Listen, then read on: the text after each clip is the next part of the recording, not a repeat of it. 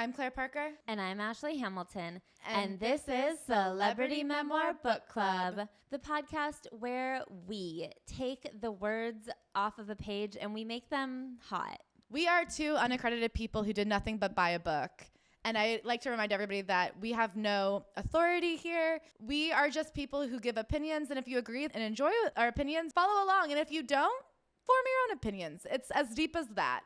We have no government position. What we say and think has literally no bearing on anybody who doesn't allow it to have bearing on them. We have not been elected by anyone but ourselves. And by you for participating. Exactly. This is our last week stationed strong in New York City because, baby, we are hitting the road. If you live in Austin and Dallas, I will see you next week. If you live in Seattle and Portland, I'll see you in like a week and a half. And Dublin and London, we are coming at you in the beginning of April. I am so fucking excited for all of these shows. It is going to be so much fun. If you've already got your tickets, I cannot wait to see you. If you don't have your tickets yet, well, baby, step on it because these puppies are like 80% sold out at least. New York is sold out. One of our Dublin and one of our London shows are all sold out. So, you know, I wouldn't snooze on this. Let me tell you who has never slept in her life.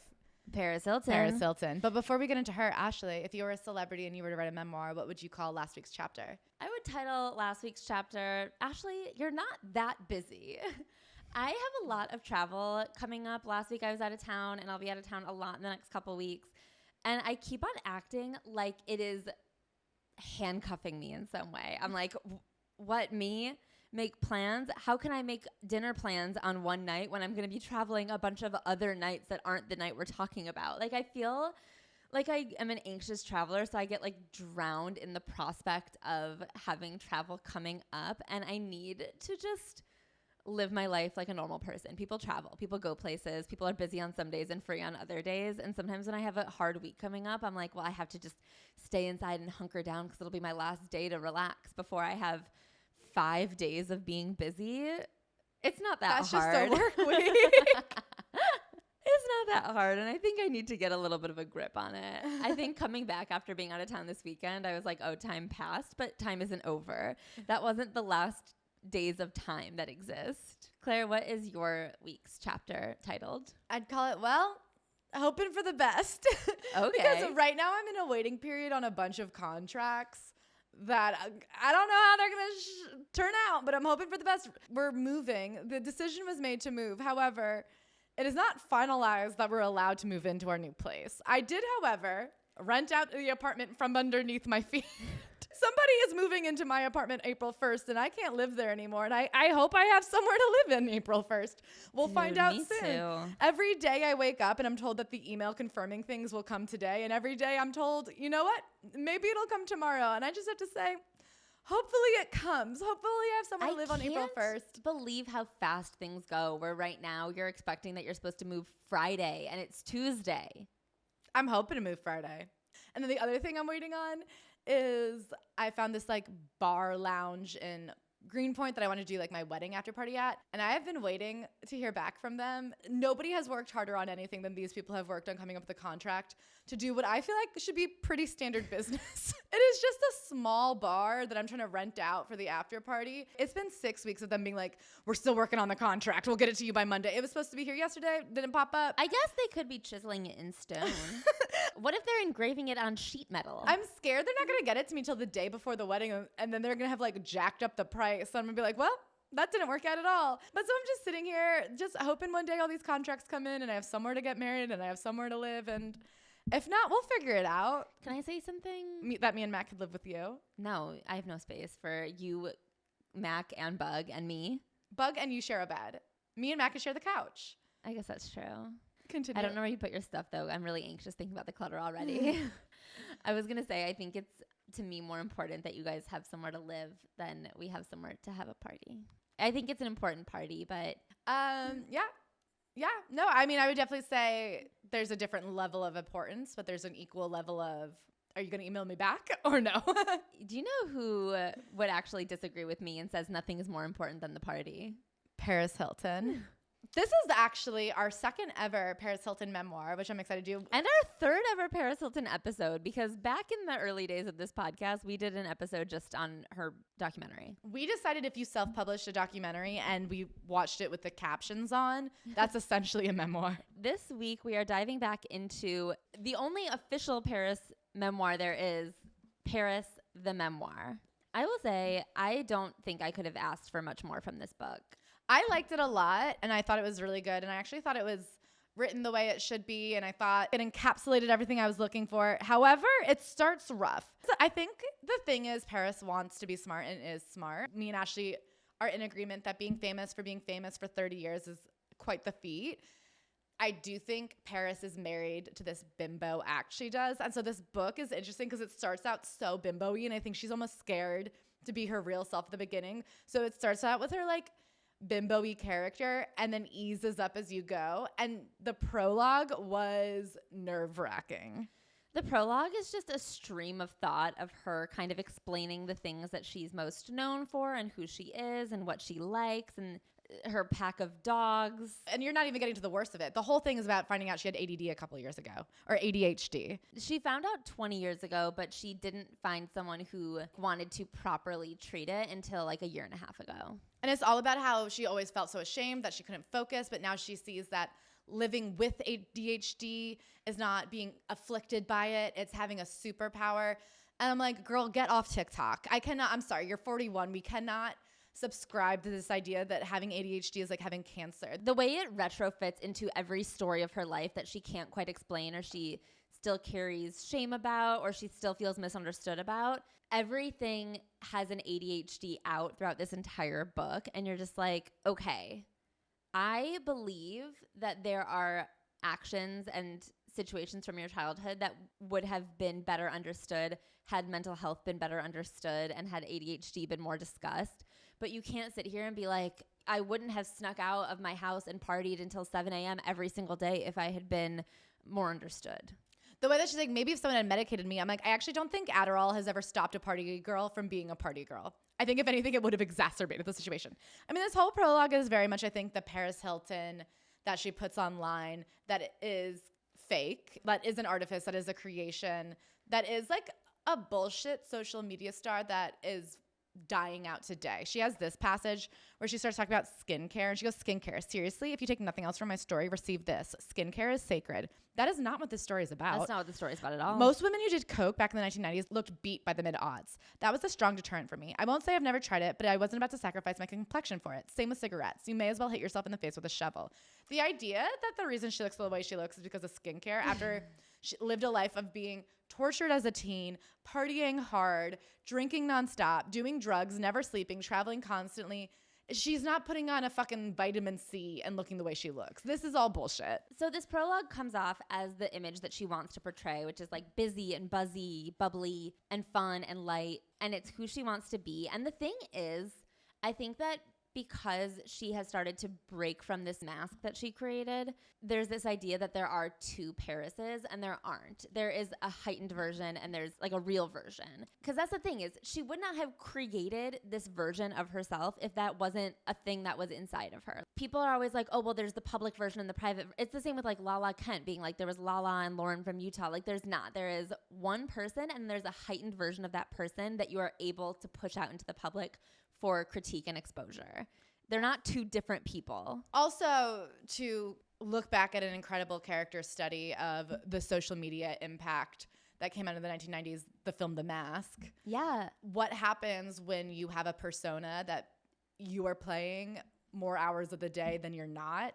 That persona becomes you, and it gets stuck to you, and it warps who you think you are and who you actually are. So this idea that there can be two people that you play all the time, we learned it from Audrina's book. I think Audrina was the only person to not see what was happening. Playing a character of yourself for the public as a real life, it's going to have impacts, and then you're going to lose the boundary. I just have to read this one quote real quick to get into how like cheesy and corny and nervous this prologue made me. Some of us have discovered that ADHD is our superpower.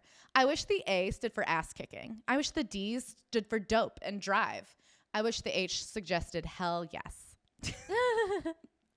What if that was what ADHD meant? Ass kicking, dope, hell yes, drive. But then she has one last little thing in here, and she says, I have avoided talking about some of these issues for decades. I'm an issue avoiding machine. I learned from the best of my parents. Nikki says mom and dad are the king and queen of sweeping things under the rug.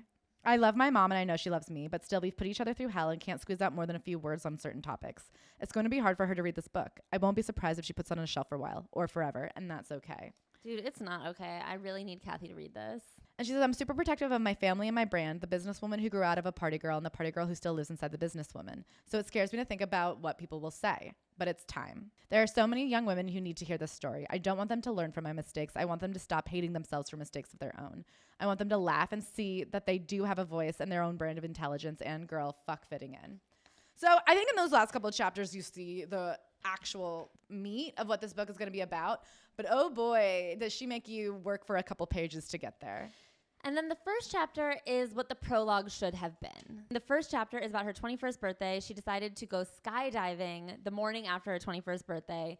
She talks about how she is a grade A certified professional partier.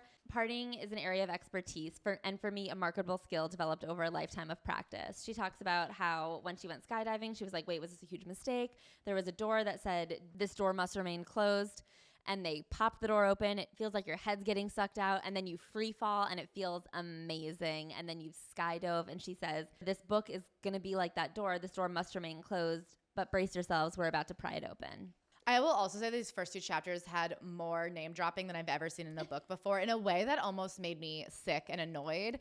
And then very quickly she drops it. It's funny how you come in with the old Paris and then by the time you get to the acknowledgement and the conclusion of this book, she's like a straightforward, well thought out person. Yeah. And I wonder how intentional that was. And this book goes from hectic to deeply streamlined and chronological. It's very readable. It's very much done in her voice, but in a way that doesn't feel childish and put on. Like, it doesn't feel like one of those teen books that's written in AIM speak, like, LOL, you letter number 2.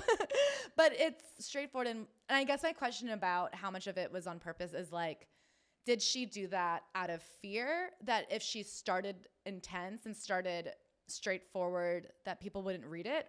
Or is that journey through this book supposed to mirror her journey of finding self? And I would love to ask Paris. I would also love to know. I was born in New York City on February 17th, 1981. So growing up, she was obsessed with animals. She is the oldest of 4 kids. One of the big bombs that was dropped for me personally in this book was finding out that her little sister Nikki is short for Nikolai, a name I've never heard for a girl before. A name I've never even really heard before at all. She grew up with a lot of animals. She had pet rats. Pet rats, pet ferrets. She was a big goat girl. She has always loved animals, and when she was little, she wanted to be a veterinarian. She pulls the line that if I could go to Congress and have one law passed, it would be, I've always been shy, an extroverted introvert, overcompensating with performative social butterfly behavior. I don't believe in that. Real shy people don't somehow manage it. Well, I guess the thing is that everyone wants to classify themselves into extrovert and introvert when there are just like people with social anxiety. And I do believe some people have like more of a tendency to want to be out in public, and some people have more of a tendency to want to be inside. And wanting to be out and about but still having social anxiety isn't a unique and undefined trait. It's just common. Anyway, she does name drop throughout this entire book. She talks about growing up. Her nanny, a woman named Bethany Frankel, who was friends with her Aunt Kyle, would take care of them and they would have a lot of fun. Kyle's not that much younger than Paris. So she was like a fun, cool older sister, almost more than an aunt. She says, Mom, Kim, and Kyle presented a fabulous model for sisterhood dynamics. Mm-hmm. Which makes me laugh because if you watch Real Housewives of Beverly Hills, you know that famously it's always 2v1. There's always a sister who is being iced out of the group for years on end. They do not have fabulous sister dynamics. They are always at each other's throats. Her best friend was Nicole Richie, but she ended up she doesn't really get into this, but she got kicked out of her school in 7th grade. So she and Nicole had kind of a long distance friendship. She was not invited back for the 8th grade year. There's like a lot of little asides in here. She actually did not coin the term "that's hot." Nikki did, and she started saying it at school and everyone caught on. And later in the book, she's like, and once The Simple Life came out, just like in 6th grade, everyone started copying my phrase. That made a lot of sense to me that it was actually Nikki's phrase, because I will die on the hill that sliving is not a catchy phrase. Sliving is bad. I hate sliving. It's so forced and obvious. It's so contrived. But "that's hot" really rolled off your tongue and came into the vernacular. And it makes sense it didn't come from the mind of sliving. Yeah, I do think Paris is not great at making new things up, but she is great at seeing something cool and recognizing that it's cool and bringing it into the mainstream. I think she's great at being magnetic. Yeah. Which is hard. As someone not magnetic who would love to be. So she gets kicked out of Buckley and she gets sent to a Catholic school where she goes for 2 years. Her and Nicole stay best friends, and she kind of has a life where her parents are super strict. She's not allowed to dress up. She's not allowed to wear makeup, not allowed to have a boyfriend, not allowed to go out. But even from 7th, 8th grade, her and Nicole are always scheming on how they can sneak out, how they can kiss boys. At one point, she gets grounded from Nicole. They're on vacation together in Vegas, all the families, for New Year's Eve. And both sets of parents are like, you're not allowed to hang out anymore. You're bad influences on each other. I will say one thing that I think she's great at is I think she inherently has an incredible understanding of PR and branding. And although I like this book and I found it to be vulnerable in the parts that were important to be vulnerable, the way she's still able to sell the idea of her as a pop culture icon, she's like, Nicole Richie and I were ride or die from our terrible twos and we'll stay that way until the world ends.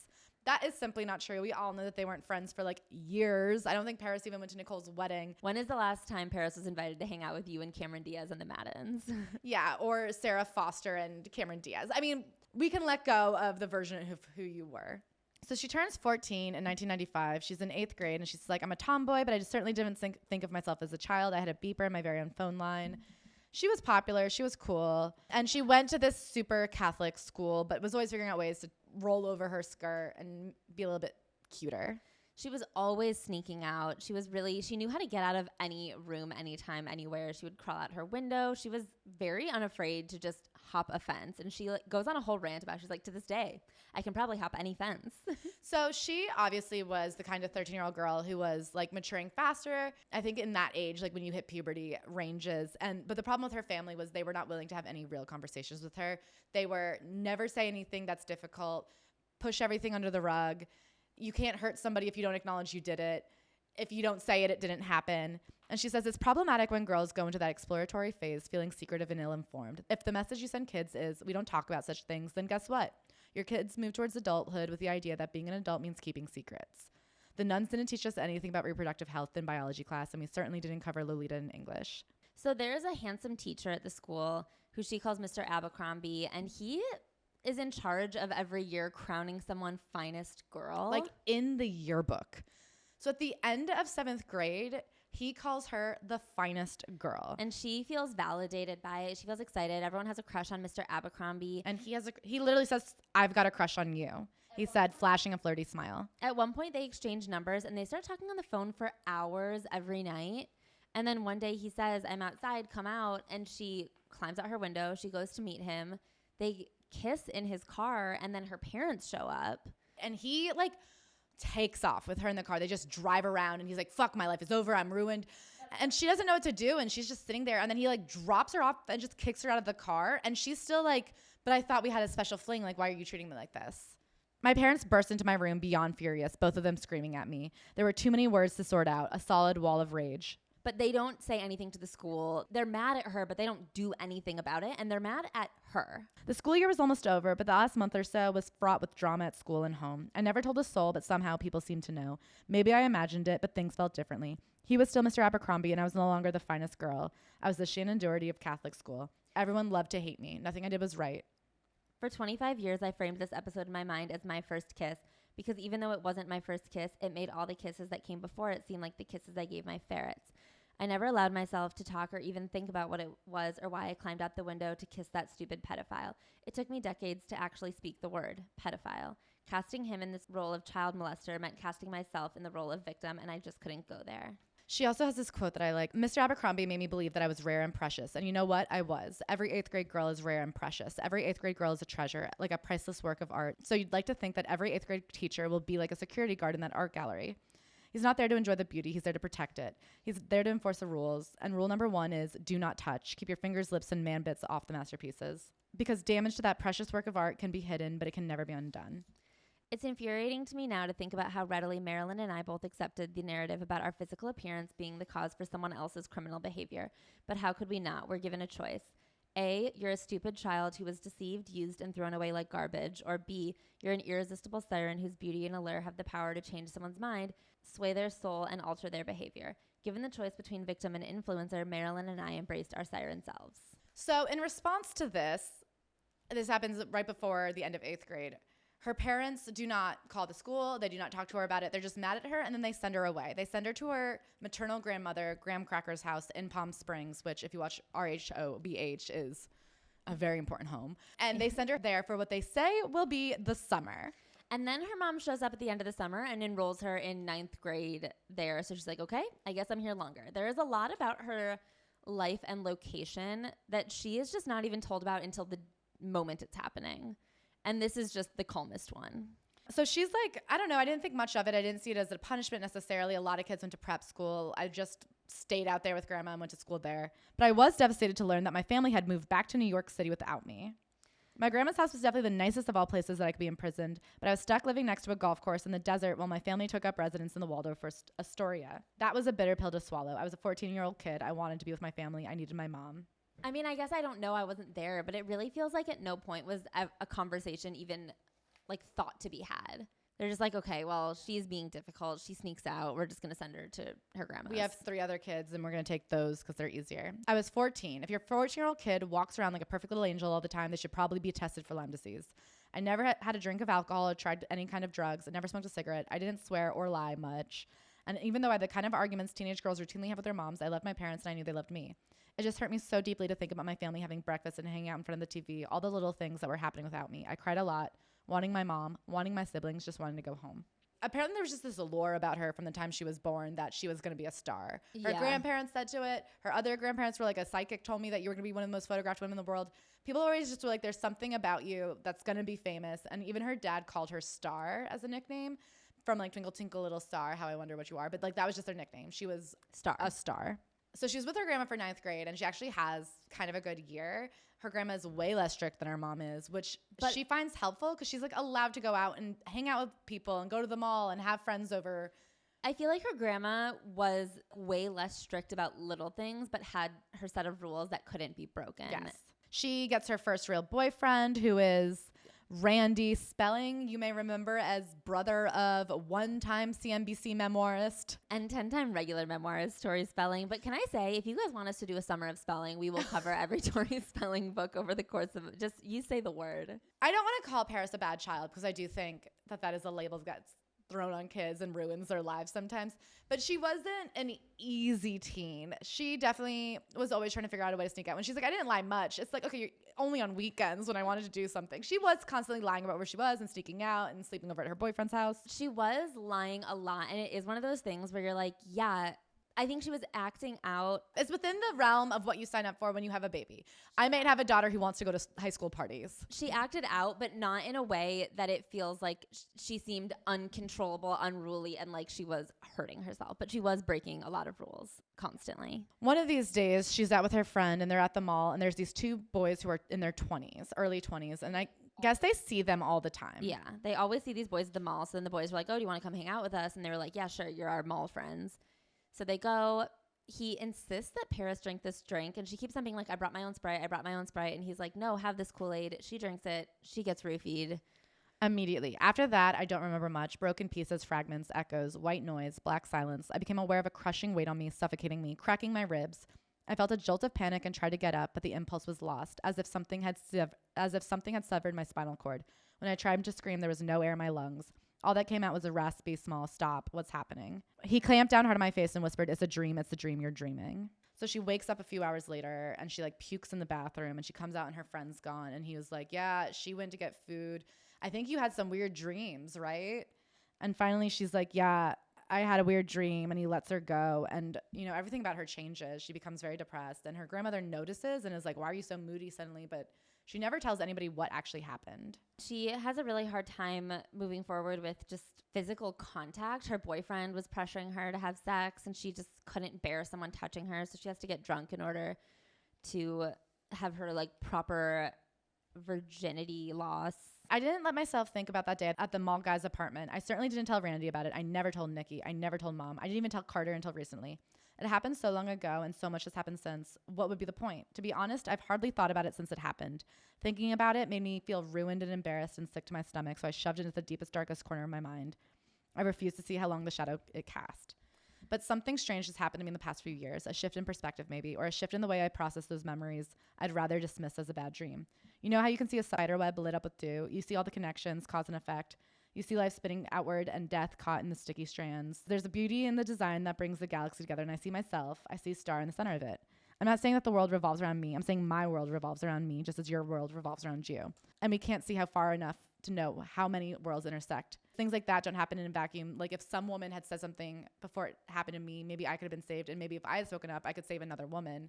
And she's like, I can't be silent anymore to preserve myself. I have to figure out if there's a way I can help. She talks a little bit more about how long and how difficult it was for her to find her own sexuality because of how often it's been taken from her. It's just been a joke in the media for so long, Paris Hilton and her sex tape. And she talks about the way that even Pink had a song about it, saying outcast and girls with ambition, that's what I want to see, kind of making fun of Paris using her sex tape to get ahead. And she's like, I mean, I'm not mad at Pink, but the fact that that's the narrative about me, like, why can't I be viewed as a girl with ambition who had things taken from her? The tape, made when I was not legally old enough to be served a rum and coke in a bar, was released and monetized against my will. But when that thing hit the internet, the full weight of the public outrage, scorn, and disgust came down on me instead of on the massive crowd of people who bought and sold it, sparking a steady drip of fake Paris Hilton sex tapes and blazing a trail for a whole cottage industry that would ruin the lives of other vulnerable teenage girls in the future. Because I was so young when it happened, I guess I was like 9 when it came out. I had never really considered how truly young she was. Yeah. And now when I look back and I think about the fact that that was like a 19-year-old. It's really appalling. A literal teenager. We'll get more into the sex tape later, but the fact that those kinds of things were just greenlit for joking about. Mm-hmm. And not just like joking, but hated. Yeah. And I feel like that's where it's like one thing to joke, but people were allowed to like throw absolute vile and scorn. She talks about to this day considering what she wears for certain occasions because there is no circumstance that she might not have horror screamed at her on the street. Her grandmother gets breast cancer, and eventually at the end of that year, her parents let her come move back to New York City. And then she does this unfortunate thing where she starts to talk about NFTs, which is sprinkled throughout the book. There's a lot I like about this book. The top 2 things I can't stand about this book is all the talk of ADHD, which becomes a catch-all phrase for, I think, trauma. And then 2, she's always like, and in the future, when I was interested in technology and my NFTs, my metaverse, I'm like, please, please, please, this is going to date this book so quick. And then the third thing is also how often she brings up Carter. Anytime something goes wrong, she's like, and now that I have Carter, this goes like this. And she like mentions the idea of psychology, and she's like, you know, Carter, my husband, he actually has a degree in psychology. Can I say that did not bother me actually? And I am number 1 boyfriend girl hater. Like I cannot stand it when a girl's like, well, my boyfriend said. But I think that she has never had a human being who actually knew anything about her. And so I don't just see Carter as like her husband. I see him as her first actual friend and like actual caregiver. He's literally the only person who's asked her what's going on in her head and heard the truth. So I'm kind of like, I get that you're really excited to have somebody be nice to you for the first time in your life. She loves him. So she moves into the Waldorf Astoria with her family, and she decides to give us the recipe for a Waldorf salad.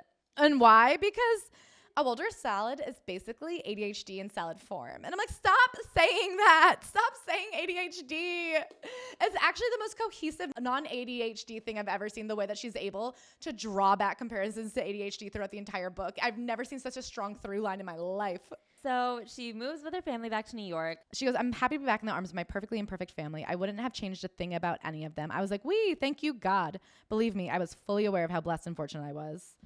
That's something she does a lot in this book. She takes a lot of account of her privilege and a lot of responsibility of being like, I understand that this is, but in a way that I find effective. I think it makes her very likable. Yeah, she is keenly aware of everything that she needs to walk back. I mean, even early childhood stuff. At one point, she overhears her mom reading her diary to Kim and Kyle. In like a mocking tone. They're like being like, oh, there's a boy I think is cute. Like her mom is making fun of her to her sisters.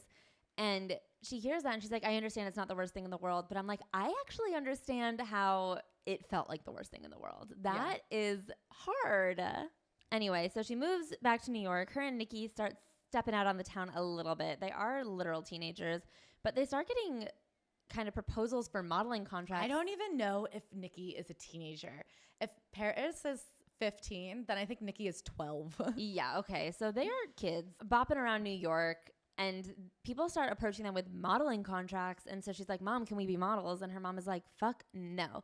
And At first, when I read this, I thought like, oh, good for her mom for protecting her. But then Claire was like, no, her mom just didn't want the Hilton name to be associated with something frivolous. She wanted it to be like debutante. And I was like, well, yeah, she's probably protecting herself. I do feel like this family cares first and foremost about their reputation and their name. This is something she wanted to do, and she was failing in so many other aspects of the typical teen life that if they had let her succeed in this way, in a monitored, watched way, it might have been her only hope. Yeah.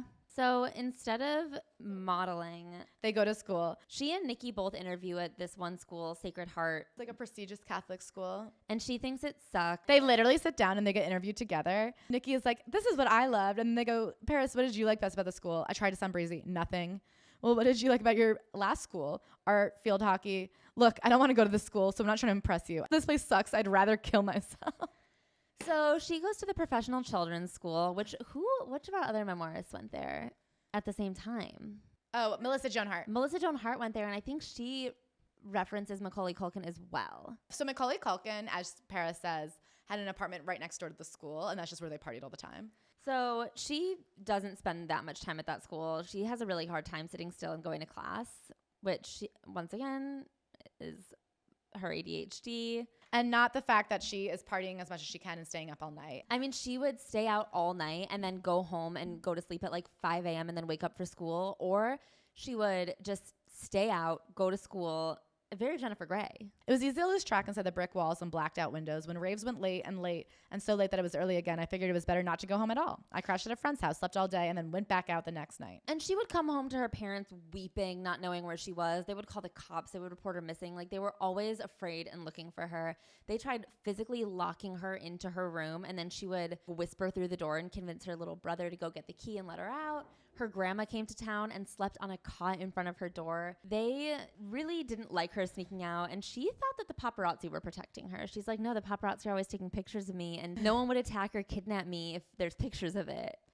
I felt like they could trust me to take care of myself and be cool with it. Obviously, that was totally selfish and idiotic. Why would any parent be okay with that? I certainly won't be okay with it as a mom. I mean, yeah, that's the thing is I don't think what happened to her was the solution. But her being like, all I wanted to do was stay out all night. I knew where I was going, so it's not that big of a deal. Like, that's stupid. For some crazy reason, mom and dad did not find the idea of paparazzi comforting. Obviously, first and foremost, they were concerned for my safety. In addition to a random stranger danger, they were legitimately scared that kidnappers might see this girl from a rich family and take me for ransom. But they were also worried about what people would say if their underage daughter was seen hanging out in nightclubs and raving till dawn. Yeah, I think that's mostly it. Now that I'm in the driver's seat of a billion-dollar brand, I understand how distraught my parents were at the idea of my picture showing up on page 6, the New York Post gossip section. When you're building a brand, embarrassment comes with a price tag. So she gets kicked out of the professional children's school because she never goes. That made her mom cry. It made me feel terrible. I kept promising to do better, and I really wanted to, but I kept failing tests and ditching classes. So then she goes to Dwight in 10th grade, and I said, Dwight, dumb white idiots getting high together. And she goes, I still see jokes about it online, dumb white idiots getting high together. And I was like, okay, so she knows. Weed wasn't my thing at all back then, so I felt like I didn't fit in at Dwight any more than I did at Sacred Heart. She has a huge Sweet 16 party, DJ AM DJs. This is another thing about it.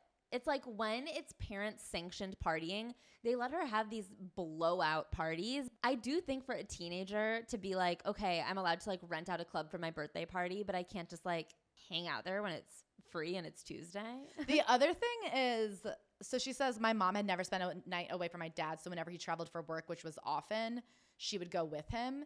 And if the whole family could go, we would all go. But if I had school or anything, we stayed with nannies. And she's like, and I could always outsmart the nannies. And I'm like, first of all, Paris, you're not outsmarting the nannies. They're just not paid enough to like physically restrain a teenage daughter who isn't their daughter. But second of all, I do feel like they were willing to do anything that was not inconvenient to them at all. Yes. Do you know what I mean? They were like, oh, she's such a pain. We'll send her to her grandma. She's such a pain. We'll send her to like hell prison. But they were never like, ugh, living in New York City is not good for her. Let's move to the suburbs. They didn't ever say, oh, let's move to Scarsdale. They never said, oh, let's roll back the travel. We need to be here for our daughter. We need to keep an eye on her. I'm sorry, if you moved to somewhere where she can't walk. Yeah, it's like, oh, you want to party so hard? You want to party so hard you'll take the Metro North? Photos of her start leaking to the press. Dad was silently irate. Mom cried daily. They raged that I was breaking their hearts, becoming a bad influence on my sibling, throwing my life away, acting like a spoiled, out-of-control brat. It was the same dialogue over and over. Them. What are people thinking right now? That we let our children run around all over town? What are we supposed to do? Move to the moon? Yes. Oh my God, leave me alone. I'm so sick of this conversation. I do think like the conversation was driven of what are people going to think? Yeah. And so instead of moving to the moon, instead of trying another thing, they enroll her in one of these troubled teen program schools. I'm making a real effort to understand what the situation was like for my parents because I will never understand what they chose to do about it. To save your baby, you do it too, Mom says on the rare occasion she's willing to talk about it. She says it with absolute certainty, even now knowing how it all went so wrong. You would do the same. Not in a million fucking years, I think, but I don't say that out loud. I don't have it in me to argue with her because I can't bear the thought that anything will separate me from my family ever again. Instead, I put my arms around her neck and say the one thing I can say. I love you, Mom. She's like, I don't know what night it is, and to this day, because her and her family barely talk about it, she hasn't seen records. So she just knows in autumn 1997, she fell asleep and around 4:30 in the morning, the bedroom door crashed open and someone tore the covers off me. A thick hand grabbed my ankle and dragged me off the mattress. I was instantly awake, hyper awake, in a state of panic, shrieking, struggling. My mind went instantly to the obvious. I'm about to be raped. I'm about to be murdered. And she goes, here my memory shatters, a broken mirror in my hand. Two men, hands on me, coffee breath, body odor. One of them clamped a sweaty palm over my mouth, shutting off the air I needed to scream. The other held up a pair of handcuffs, said, do you want to do this the easy way or the hard way? I chose the hard way. So she's kicking and screaming. This is a nightmare. She's trying to wake herself up. She thinks she's getting kidnapped. She's screaming, Mom, Dad, help me. And then I see my mom and dad. Their bedroom doors cracked open just enough for them to peek out through the edge, faces streaked with tears. They press against each other and watch as two strangers drag me out the door into the darkness. I guess I also can't believe that they like witnessed that type of physical violence and thought that that was necessary. So as we'll get in, like part of what happened here is these psychiatrists who were being paid off by this school would be like, this is the only way to do it. This is the best way to do it. But yeah, how could you watch your daughter be manhandled like that by two giant men and be like, and then from here on out, they're only going to lovingly care to her. This school industry has created this world where the only way to cure a troubled teen is 2 years of this, two plus years of this intensive program. Basically, whenever you put them in until they're 18 or you run out of money. They say, like, your kids are going to try to manipulate you to get sent home. Like, they are going to say anything and everything because the reason you're sending them to us is because they're an out-of-control, manipulative teenager.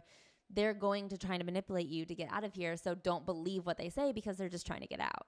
Okay, so she does a really good job, I will say, giving you context, citations, quotes, laws. She does the work. So let me give you the background on this school.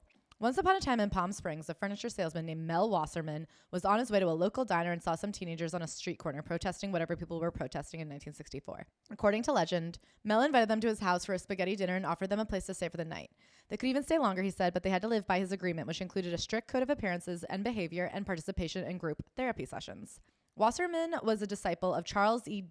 Dederick, a founder of Synanon, a violent cult that had been driven underground but never fully eradicated by the FBI. So essentially, he created this system of rehabilitating troubled teens using physical and verbal violence. Wasserman saw an opportunity to monetize all this and took it to the next level. He created the cult environment, now calling it an emotional growth boarding school. Wasserman named his school CEDU, short for Charles E. Dederick University, but because of the lawsuits and bad press surrounding the cult, promotional materials claimed it meant see yourself as you are, do something about it. It was so successful, Wasserman and his disciples, plus a few venture capitalists who saw potential, opened sister schools in states where oversight laws were lame and authorities were willing to look the other way. They gained accreditation and developed a lucrative partnership with private insurers and state agencies so that they could siphon money away from Medicaid and the foster system. In the 1990s, Maury Povich and Sally Jesse Raphael legitimized CEDU and made bank off of wild teen episodes featuring kids, mostly pretty girls, sent off to boot camp and boarding schools for tough love. Later, Dr. Phil got on board, including video of the violent transportation of a teenage boy who was dragged out of bed by dudes 3 times his size, the same way I was. And Dr. Phil was on board as recently as last year. I don't know if you guys remember Bad Baby, Catch Me Outside. Bahad Bobby, Catch Me Outside Girl. She was sent by Dr. Phil and his team to one of these schools and last year came out to talk about it. Dr. Phil is currently being sued for his involvement with these schools, but it is still so prevalent. It's really scary, and I'm really impressed and happy that she's found the strength to talk about this in so much detail because I mean, it's only going to stop existing if powerful people sit here and break down for you the exact details of the trauma they went through, and it's really hard to break down your trauma like that. According to the Salt Lake Tribune, the state of Alaska spent more than $31 million in Medicaid funds to send 511 kids to facilities in Utah between 1999 and 2005. an average of $60,000 per child. And that's kids funded by taxpayers of just one state. Working class parents mortgaged their homes and took second jobs to send their kids to CEDU. Wealthy parents came in with deep pockets, so CEDU aggressively courted them, especially celebrities. My parents were not alone. Michael Douglas, Clint Eastwood, Roseanne Barr, Barbara Walters, and Montel Williams, and Marie Osmond, the list goes on. Programs expanded to kids as young as 8 years old, staffed with loyal graduates who are too damaged to make it out in the real world. Too Long Don't Read, the random spaghetti dinner at Mel Wasserman's ballooned into a $50 billion per year business we call the troubled teen industry. It should make you want to cry and throw this book across the room and yell, "This is wrong, this has to change." I find it upsetting too, but I don't cry about it much anymore. The terrible truth is I've become numb after a while. When you endure horror day after day, month after month, it becomes normalized. I built a stone wall around my heart, walls that no one could break through or climb over for more than 20 years. The decision to send me away is a rough topic for my parents. They haven't shown me any records, so I don't know exactly the dates of when this all happened, but I have some theories. And I don't know exactly how they found CEDU or who convinced them that this was their only option. This wasn't about a kid ditching school and talking back, says Mom. We did it to save your life. Dad said straight up, you needed to go there. You were out of control. End of conversation. To me, that feels like blame. You made us do it. But I love my parents, so I can't bear to take that coping mechanism away from them. We're all living with a brutal legacy of this the best way we know how, and they have expressed regret in their way. I'm sorry you had such a hard time. I'm sorry you had to go through that. For a long time, I just wanted to hear them say, I'm sorry we made a terrible mistake, but they're just not there yet. Maybe they never will be, and that's okay. To be fair, I've never said I'm sorry. I pushed you to the point of desperation, so here we go. So she gives her parents an apology and then says, moving on. And then she does the whole memoir thing of someone else may remember it differently, but this is my perception of the experience as I experienced it. Please be patient with me. I'm sitting here with my eyes closed, my heart pounding, trying to remember a lot of shit I tried hard to forget. So she brings us back to that first transport when she is brought in a car to the airport and they threaten to handcuff her through the airport unless she behaves, and she agrees to behave because at that point she's like a little bit known in New York City and she did not want to be seen being taken through the airport in handcuffs. And she had no idea what was coming. So she gets there and she drives up and the first thing they do is make her strip. She can't believe it because there's men and women present and then also other students present. There's just people. She's just in the middle of a lobby and they're like, take off all your clothes, take off your bra, take off your underwear. And then they're like squat down and cough and they digitally penetrate her doing a cavity search. And then she is brought to her room where her quote unquote older sister, which is what her roommate calls herself, is like, hey, learn all the rules and be happy you're here because if you work the program, it works. And she can't figure out why this girl is so demented and weird. And then of course she realizes that this girl's been brainwashed to all hell. The game of this school is you can't trust anybody and everybody will tell on you. So you're only out for yourself. And the way they set it up is if one kid does something wrong, everybody gets punished. So there is no loyalty at this school. So she's there. She's miserable. She's not allowed to have her own clothes. She's not even allowed to have shoes yet because shoes is something you have to earn. And she's like, hey, you have to clean this room. And if it's not absolutely spotless, they rip up the whole room and make you do it again. She's given a list of rules: no swearing, no singing, no humming, throat clearing, dancing, skipping, spinning, touching, hugging, kissing, holding hands, crossing your legs, shuffling your feet, whistling, breathing too loud, smacking your lips while eating, talking about music, sports, television shows, movies, news, events, your parents, siblings, friends, your clothes, your room, your school, anything about home. No mention of Marilyn Manson. You can't talk about candy, pizza, hot dogs, cheeseburgers. I mean, no eye rolling, no sighing, no snoring, no slouching, no shrugging, no fidgeting. The one that gets me is no looking out a window without permission, no opening a door without permission, no going to the bathroom without permission, no asking for permission to go to the bathroom, open a door, or look out for a window, no asking for food or water. So essentially, this is just a list of things where if they catch you in any moment looking in any direction, they can choose to punish you. There's not a single thing here where they can't be like, well, I just saw you roll your eyes, or I just heard you breathe loud. And it's if you don't eat the food they give you, they will force feed it to you. If you do anything, they're allowed to scream and belittle and honestly physically beat you. Her roommate is she calls her roommate Blanda. Paris is like, don't bother, I'm not saying. And she goes, don't say that. You'll get us both in trouble. If you try to run, they'll bring you back and then you'll be sorry. If you don't work the program and stay in agreement, you'll end up going to Ascent or even Provo. Trust me, you do not want to get sent to Provo. We just want to help you, Paris.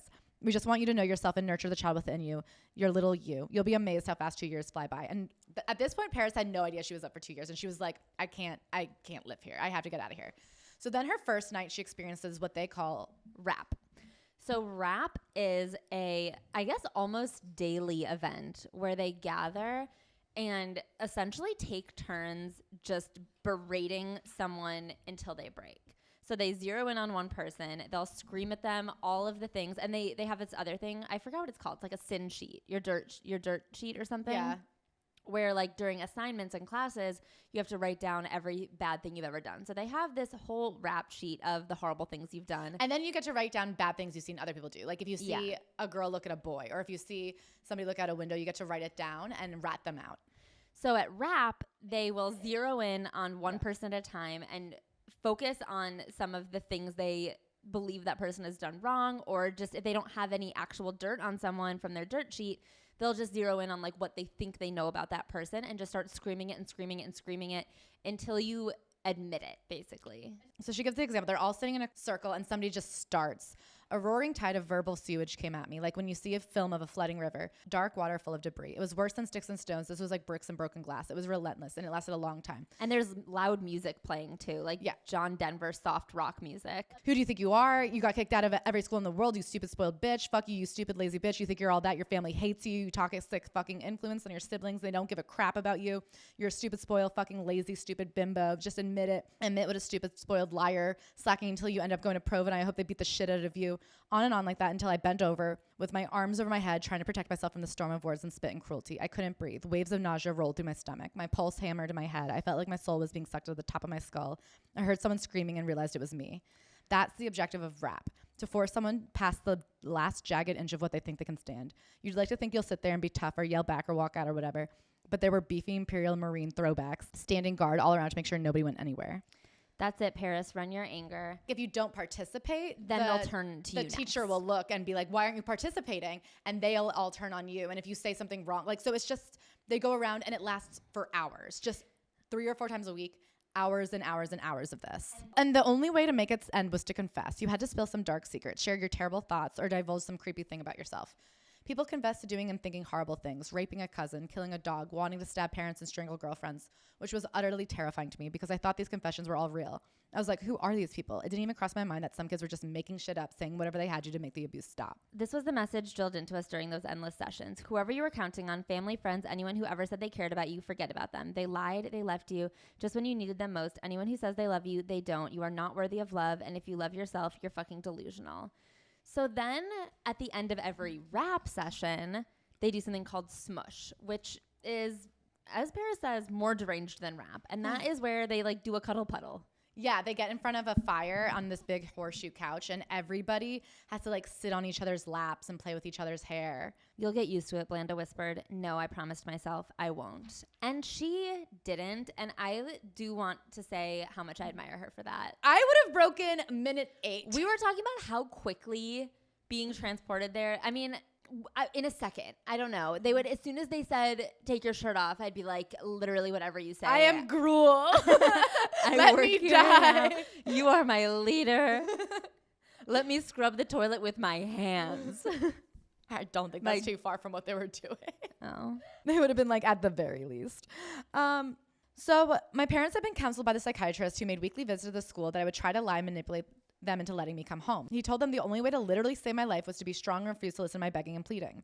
So every 2 weeks, she gets a 15-minute phone call that's monitored by her roommate and a teacher. And if she starts to say anything bad, they just hang up the phone and say, if you say anything like that again, like you'll lose phone privileges until you earn them back. And also she calls and she's like, I wasn't going to say anything, but then it just bursts out of me. Mom, please, you have to get me out of here. This place is fucked up. You don't even know. Paris, honey, I know it's hard. You just have to hang in there and work the program. Work the program? It was scary to hear CEDU speak come out of my mother's mouth. I'd been operating on the assumption that my parents had no idea what was happening here. Now I didn't know what to think. So she's like, I have to get out of here. And it's tough stuff because they have them doing manual labor like 18 hours a day. They feed them probably 1,200 calories, not enough water. You're not allowed to ask for extra water. So she's exhausted, beaten down emotionally, physically, in every way. She can't sleep because just emotionally, as soon as the lights go out, she just can't get there. During school hours, they're not doing school. They're making their dirt lists and disclosures and writing their lists of cop-outs. She, at one point, does this thing called profit, which is where you have to lie on the ground and they put a towel in between your teeth. And the trainer has the kid bite down and try to keep their head on the floor while the trainer yanked the towel and fighting to lift them up. And yes, this is as violent as it sounds. There were stories about people losing teeth and a girl whose jaw was so messed up they needed surgery. So they're just having her do every day different hells, and she comes up with a plan. So one night they have this all-night outdoor ceremony situation, and she sees this as her opportunity. The place is surrounded by forest, and everyone says, don't go into the forest. The kids they've killed are there. And she's since learned, like, there are kids they've killed. Yeah. That could have very well been in the forest. But to her at the time, she was like, kids they've killed in the forest. That's some overnight camp stupid shit. So she says that she has to go to the bathroom one night. She breaks out through the window in the bathroom, which is super small, but she's very tall and at this point, like 100 pounds because she's already very naturally skinny and then they've been starving her to death. And she knows that the whole school is gathered for this event on the other side of the building. So she's able to break out through the window and sprint down, climb a fence. We know she's great at hopping fences. Yeah, she said she had been looking around to see smoke, so she had a general idea of where the closest town was. And she just runs to town, finds a bar, finds a payphone, and calls Kyle Richards, her aunt, who was only 20 years old at the point. And living in LA. And right now she's about 80 miles from LA because she knows they landed at LAX and drove for like an hour and a half. So she is hiding in this bar. She like crawls up to the attic of this bar and is like watching everyone downstairs. And people from the school and police keep coming by and being like, have you seen a little blonde girl? And they're like, no, we haven't. And so she's like, I just have to hide here until Kyle comes to get me. And then the bar closes. And she's like, fuck, what if she's outside and she doesn't see me? So she quietly runs back to the payphone and calls Kyle and is like, hey, Kyle, like, have you come yet? And Kyle's like, no. And as she's talking to Kyle to figure out where Kyle is, some grabs her by the back of the throat. So Kyle had called her mom and told her where she was supposed to meet Paris. And I mean, she says, you know, Kyle was in her 20s at the time. I don't know what I would have done if I had gotten a call like that. Of course, she called my mom. But I am like, Kyle, you stupid bitch. If someone called, like, at least get the girl McDonald's and then take her back. Like, you have, if somebody is that desperate to meet up with you, I feel like you meet with her. She says, I didn't even see the back of the hand coming at me. Next thing I knew, I was down on the ground. An enforcer hauled me up and they just went crazy on me, hitting and choking me, streaking at me, telling everybody to look what happens. And everybody looked. Their eyes were as big as soccer balls. A lot of them were crying. No doubt this was an intense thing to witness. And I suppose that was the whole point. That's why they didn't need barbed wire or steel bars or iron doors. There was something a lot stronger keeping people inside. So this is when they start like beating the shit out of her. She goes through the fact, like just some horrible facts about this place, which is that their number one psychiatrist who came every week to drug them and assess them lived with this guy who was named James Lee Crummell, a convicted child molester and serial killer. It turns out that this psychiatrist had housed no fewer than at least 3 child molesters, convicted child molesters, he would bring with him to the school.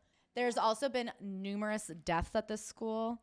And this is where she just stops and takes a break and she says, I can't go on right now. And it is effective in reading this book, the way that she just breaks off in her explanation of these horrific events to reminisce on the better times in her life. She says, fuck that place. What the fucking fuck? Why do these monsters get to be a part of my story? I fucking hate this. I don't want to talk about this. I don't want to think about it. I can't think about it. I have to think platform boots. And she goes into some of her favorite memories and her dogs and her favorite shoes and just a really fun memory of the iconic photo of her, Lindsay Lohan, and of Britney Spears in the front seat of that car. She's like, this is my happy place, is like thinking about these moments that became iconic. Yeah, and then she talks about how it happened. It's honestly not that interesting a story. Her and Britney were leaving a party. Lindsay was also leaving, not with them at the same time. The paparazzi kept saying, why are you guys fighting? And to prove they weren't fighting, her publicist at the time, Elliot Mintz, like shoved Lindsay into the car so that the 3 of them looked like friends. People took the photo. Now she's like, millions of dollars has been made off that photo and not a dollar has gone to us. Yep. She takes this time to say, in the years after my Sea-Doo experience, the roar of the rap was never far away. I tried hard to drown it out, but I couldn't party hard enough, drive fast enough, crank my music loud enough, or vacuum up enough love to make it go away. Sometimes I fell back on that Slayer be slain mentality, and I'm not proud of that. I was fucked up, okay? And I drank a lot, like a lot. The rap was about destroying people for who they are. People went to the most obvious target in the ugliest possible language. The N-word, the C-word, the F-word. I look back on some of those things, and in the years after, I left Provo in the throes of PTSD, and I'm mortified, horrified, I'm grossed out, because that means those creepy people got inside my head, and I never really left them behind. Okay. I mean, people wanted to know, was she going to acknowledge her past racism and homophobic language? I don't know that this is the greatest apology I've ever seen. I don't think it's an apology. It's not an apology. And even later, she actually goes on to say, I'm not going to say sorry for the things I've done in the past that were mistakes. Like, I've changed and I've grown, and I extend people grace who are mean to me. So I hope they give me the same grace. That's not an apology. I do think she's brilliantly, like, couches this in, like, horrific trauma in order to get out of it. First of all, I think making an excuse like that is, I mean, obviously it's a pretty bulletproof thing to be like, oh, how dare you say you were traumatized? She was traumatized. Yeah. But to say my trauma is the reason that I said these things, I don't think is fair. And I just don't think it's true. And I have to say, later she commends Sarah Silverman, who did some really mean jokes about her at the VMAs. like years later, Nikki and Paris talked about it on Paris's podcast, and Sarah Silverman came out the next day and said, you're right. Like at the time, this is how we talked. I partook in it. I feel bad about it. I'm trying to move with the times. Like I can't take back what I did, but I actively choose to try to be different now. And I'm sorry that I hurt you. And I think that is a good apology that Paris recognizes, but does not extend herself. Yeah. I just find it not sincere for her to be like, it was all the trauma. What about Nikki? Was Nikki not doing these things either? Right. So we were talking about this, and overall, the fact that she is speaking out about these horrific things happening to children that are still happening, using her platform to talk about these things is hugely important, and I don't think should be shut down because she is not perfect. Yeah. But like a real apology would be smart and nice. Like a real apology would be the right thing to do, but to say like, oh, Paris has said bad things, so this book shouldn't exist. Like this book is going to help a lot of people. I agree. I mean, I think it's a cop out. Oh yeah. I think it's a huge cop out on Paris. I mean, it's literally not even an apology. I think. And especially like thinking about it more, the way that she does want apologies from the people who hurt her. The least she could do is apologize a to the people sincere she's apology. Hurt. It's funny because she like accused her parents. She goes, they operate, if they don't acknowledge that they hurt you, then they don't have to say sorry. And she sort of does that too. Even in her first preface, she has this line about, and I have ADHD, so people have been hurt by what I've done sometimes. And I'm like, no, Paris, say, I can be hurtful to people and I'm sorry. Not people have been hurt by me. It's a difference. And like people have hurt you, you've hurt people. No one on this planet can say they haven't been on both sides of that coin. Yeah. And you just have to own it. Anyway, so after she tried to escape and she was back at school, things just went from bad to worse. I mean, they just targeted her more than ever. I sat through a few raps with a frozen Stepford smile. I was dying a million times inside, but I wouldn't let myself fight back. I had to conserve my energy. I planned to run again. She is getting transported to the worst school. So basically what they do is like the place she was at first was the nice one. And if you fuck up there, they'll send you to stricter and stricter hellholes. So she gets sent to the next strict hellhole, which is called Ascent, which is up by San Francisco. So they're taking her to the airport. And it's like this meathead couple. And she's like, I have to get out of here. So when they're in the airport, she's like, can I go to the bathroom? And they're like, sure. She's handcuffed, by the way. So she says she has to go to the bathroom because she needs them to uncuff her. They refuse to do it. She's trying to sweet talk them. They will not do it. She gets in there and she's obviously not allowed to lock the door, but the lady's standing right in front of it, which is actually great for Paris. So Paris kangaroo kicks the door, knocks the lady into the sink and sprints. She runs as fast as she fucking can through the airport. The husband's chasing her. The wife is chasing her. It doesn't matter. She dives into a cab and she goes, take me to the Hilton. The Hilton lets her in and she's like, quick, I need to use the phone. People are after me. I have an abusive boyfriend out there. I need help. And they're like, totally. So they give her the phone and she runs and she calls her mom. And she goes, it's cute how I keep forgetting that my mom is way smarter than me. And this makes me sad. This isn't a smart thing. Your mom didn't outsmart you. You trusted her to get you out of an abusive situation and she was not on your side. She did not believe you. It was not a smart thing. So it turns out after the first time she ran, they wiretapped their own phones, her mom and her dad, so that should she ever escape again and call them, within 30 seconds, they can pinpoint where she is and find her. So she's on the phone with her mom, and her mom is like, hold on, we're getting you help. We're going to get you somebody, like your dad's calling somebody right now. We're going to make sure you're taken care of. And of course, immediately a cop shows up and holds her until the meathead couple can come back and recollect her. When we arrived at Addison, a burly woman in combat fatigue strip searched and groped me in full view of the staff and gawking students. Only sanitation was a pair of porta potties. Instead of showers, you got a bucket of cold water with a cup and a bar of soap. Kids were required to strip naked and wash while staff watched. Another camp was being built nearby, so we spent our days hiking to that location, hauling logs, digging holes. Every night you washed your socks, and if they didn't dry, you had to go without. Sometimes kids passed out, and we had to carry them back to the camp. Sometimes we never saw that person again, but one girl came back after a brief trip to the hospital and told me I was handcuffed the whole time. No one would speak to me in the ER. Breakfast was grainy cereal with milk that was obviously bad. I tried to drain out the sour milk, but the team leader said, eat it or I'll shove it down your throat. One girl comes up to her and is like, we should try to escape together. And she's like, you know what? Sure, I'm going to try to escape, so maybe we can do it together. And then that girl rats her out to the person, and the person spends all night berating Paris, being like, I heard you're trying to escape. I heard you're trying to escape. And she's trying to protect her tent mate, but she finds out in the morning her tent mate was the one who ratted her out in the first place. I can't even try to be funny about this or pretend I was a tough cookie. That chick scared the living shit out of me. I cried and begged her to stop, and every day after that I did whatever she told me to do. I worked my ass off, ate whatever crap they put in front of me, and never said another word about running away. I played a familiar character, the stupid rich girl. The blonde bimbo they expected me to be. Briley wasn't lying. She really could have buried me there, and no one in any official capacity would have known or cared. The report goes on to cite one agonized example after another. I mean, so many kids have died in these camps. I don't want to like go through and read all of them, but one of them is November 2004, a male 15 years old forced to wear 20-pound sandbag around his neck as punishment for being too weak, collapsed and died. Autopsy revealed bruises over entire body. Another kid died of stroke exertion while hiking. A staff member hid behind a tree to observe if he was faking it. Checked for pulse after child lay motionless for more than 10 minutes. How are these schools existing? Like, she's right. She effectively wrote a book that makes me want to throw it across the room and scream. So she finally was like, I have to get out of here. They had this one last thing called a trek, and it involved hiking over some mountains. They had 80-pound bags, and they were just going to be out there for weeks and weeks in the wild with nothing but their bags. And she was like, this is my way to escape. This other girl, Tess, was like, you have to take me with you. And so they're like, fine. So that one day in the middle of the night, they run down. At the bottom of the hill, they find this woman in a trailer. And they're like, we need help.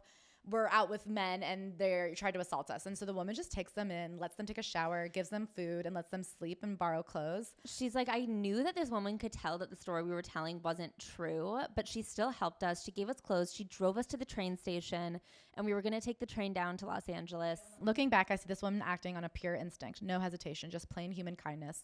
Words can't express how much it meant to me. When I lose faith in people, when love feels impossible, and it seems like anyone who isn't paid is going to abandon me, I think about that lady and know there's goodness in the world. So they're waiting for their train, but it wasn't a busy train station, and they're hiding and trying to stay as low-key as possible, but the ticket agent keeps glancing at them, probably because there was some sort of report out with their descriptions. Finally, our train came, and we hurried out to get on, but two Crew-Cra Ascent goons blocked us on the platform. The creepy way he was smiling, I thought he was going to rape me right in front of everyone. Thank God he just beat the shit out of us. I don't know what happened to Tess, but for the next several weeks, I pretended I was super, super sorry for running. So she tries to get out on Trek again. And she's told that at the end of Trek, your parents are there and you get to go home. So she's like, fuck it. Okay, I can make it through this. I've come this far. I'm just going to hike. They hike for 3 more weeks. And at the end, they do this like crazy sweat lodge vision quest thing that she says they like stole from Native Americans and just like fucked up. And they made it really easy. We weren't allowed to sleep for 72 hours. There was a sweat lodge that they made themselves. If a kid passed out, we dragged them out into the snow to be revived and then trudged back in. They were just stuck there, not allowed to sleep, not allowed to eat, not allowed to drink until they like had essentially nervous breakdowns.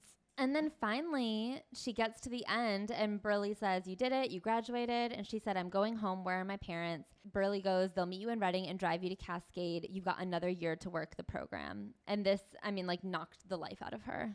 And so she sees her parents and she's like, please don't make me go. Please don't make me go. And they literally say, let's not spend our time arguing. This is hard for all of us. We have to be strong. We have 1 year left before you turn 18. This is our last chance to save you. We have to see it through.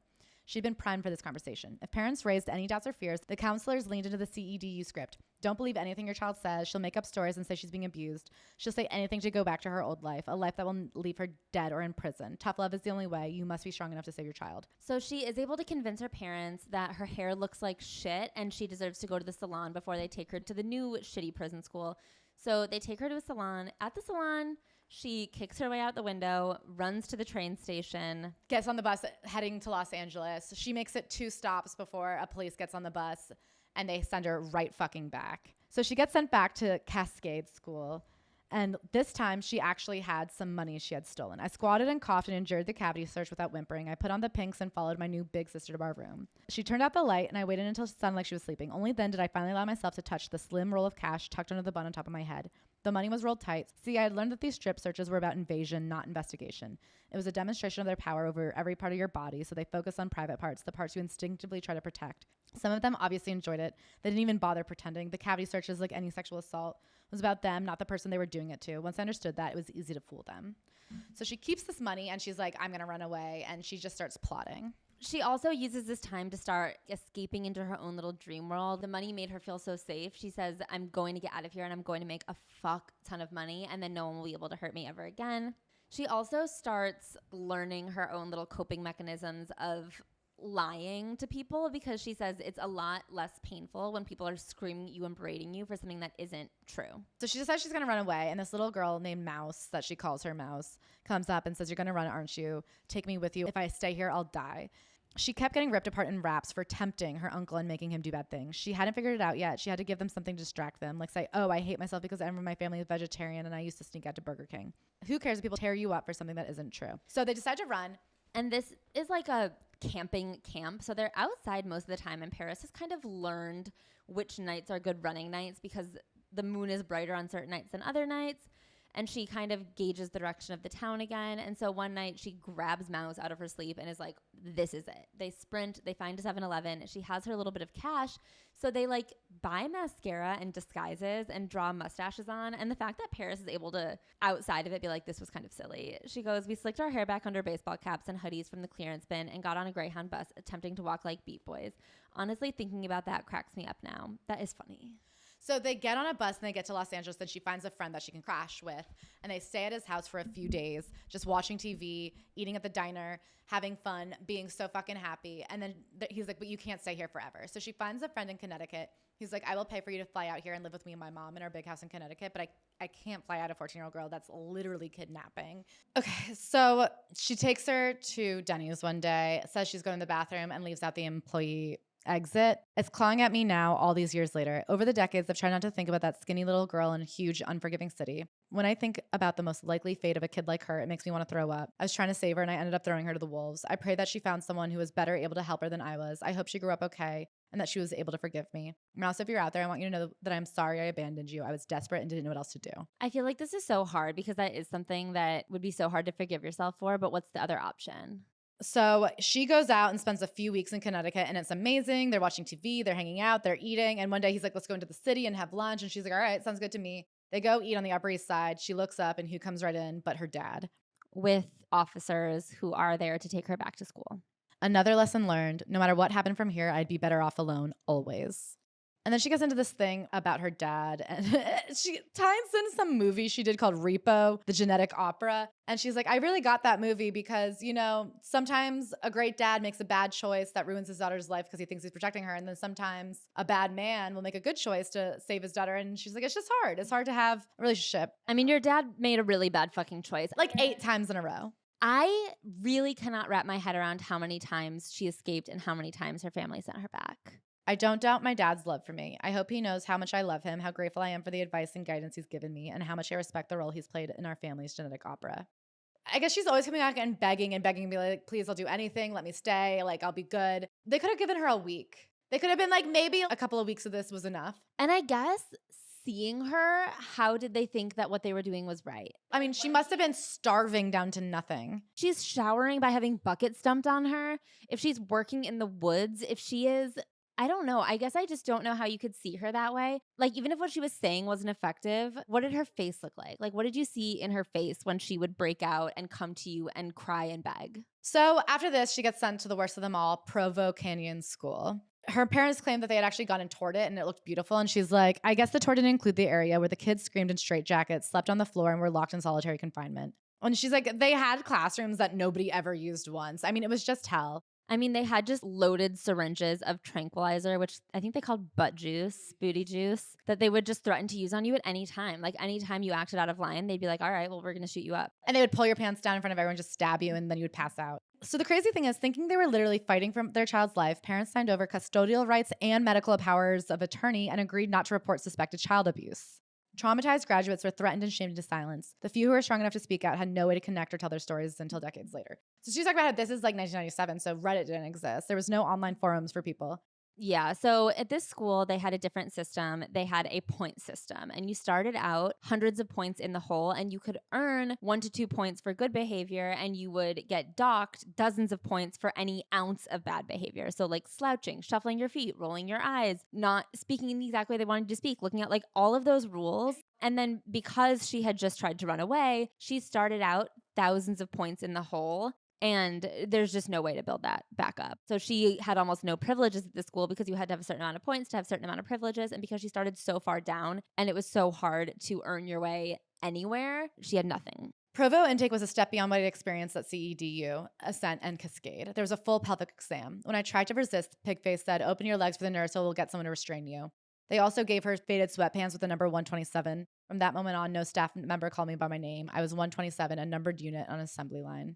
She was not allowed outside for the full 11 months she was there. They kept her inside the entire time. Rebellious types slept on mattresses in the hall with the lights and doors open. Staff came along once in a while to poke us to make sure we were breathing, so I never really slept. Most people who work there seem to get off on degrading children and seeing them naked. They seem to get a creepy pleasure from hitting, shoving, terrifying, and humiliating us. And she says a lot of them were Mormons and had gone to Brigham Young University. And so they were like, well, we're godly and you're not.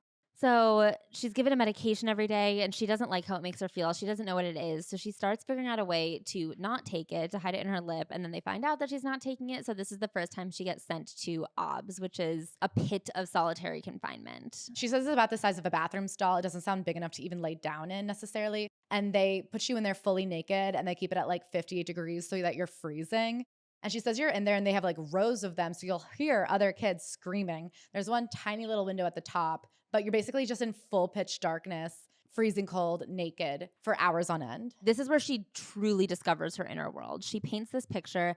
She goes into the details. She starts imagining exactly what her life is going to be and exactly who she wants to become. The minutia took me in. The details comforted me. The architecture of love, music, roses, all good things was as real to me as the Waldorf Astoria was to my great-grandfather. I didn't lose a grip on reality. I found it. She does also say this thing that I have to unfortunately LOL at. Shutting any kid into a cell like this is child abuse. For a kid with ADHD, it's straight up torture. And I'm positive most of the kids in these places were there because of ADHD behavioral issues. Let's just across the board say shoving a kid in a hole is torture. And not just like, and I was a little bit more bored than most people. And then she somehow segues into her NFT life, which I like can't even. She loves to reference how these moments inspired NFTs that she's sold. And I'm just like, all right, man. Once you turn 18, they can't keep you in there anymore because you're a legal adult. So she was like, I just have to make it to February 17th, 1999. Her parents come for Christmas. I can't believe they let parents into this school. I can't believe that the parents walked around and saw the looks on these broken children's faces and were like, it's working. And so they came at Christmas and she says, Dad, please get me out of here. You don't know. And he goes, Star, you need to finish what you started. I leaned in so close so that pig face couldn't hear me. Get me out. You don't believe me when I tell you this place is fucked up. Believe me when I say that I will leave here 5 seconds after I turn 18, go to the Wall Street Journal and tell them everything. And I'm not fucking kidding. So they come back a month later and they get her out. It killed us to leave you there, but we kept saying to each other, we just have a few months before she turns 18. After that, there's nothing we can do to save her. Mom says they heard the rumors about stuff that went on at other emotional growth boarding schools. They assumed that sort of horror show was only at the low rent places. That only happens to poor people. They were paying top dollar, so it must have been fun. My life after Provo would be everything. Instead of wearing numbered sweats, I'd create a designer wardrobe and never wear the same outfit twice. Instead of bloodshot eyes and a bruised face, I'd have fake lashes, a seamless spray tan, and a touch of glitter on my cheekbones. Instead of shame, I could wrap myself in audacity, and I would make so much money and be so successful no one could ever control me again. Fuck trust, fuck entitlement, fuck inheritance.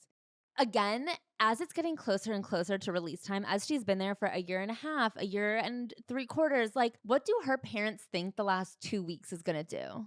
She's so miserable and so sad and so hurt. Why do they think, oh, well, there's only 6 weeks till she turns 18 and those 6 weeks are going to make all the difference? Like, in those 6 weeks, she could just die.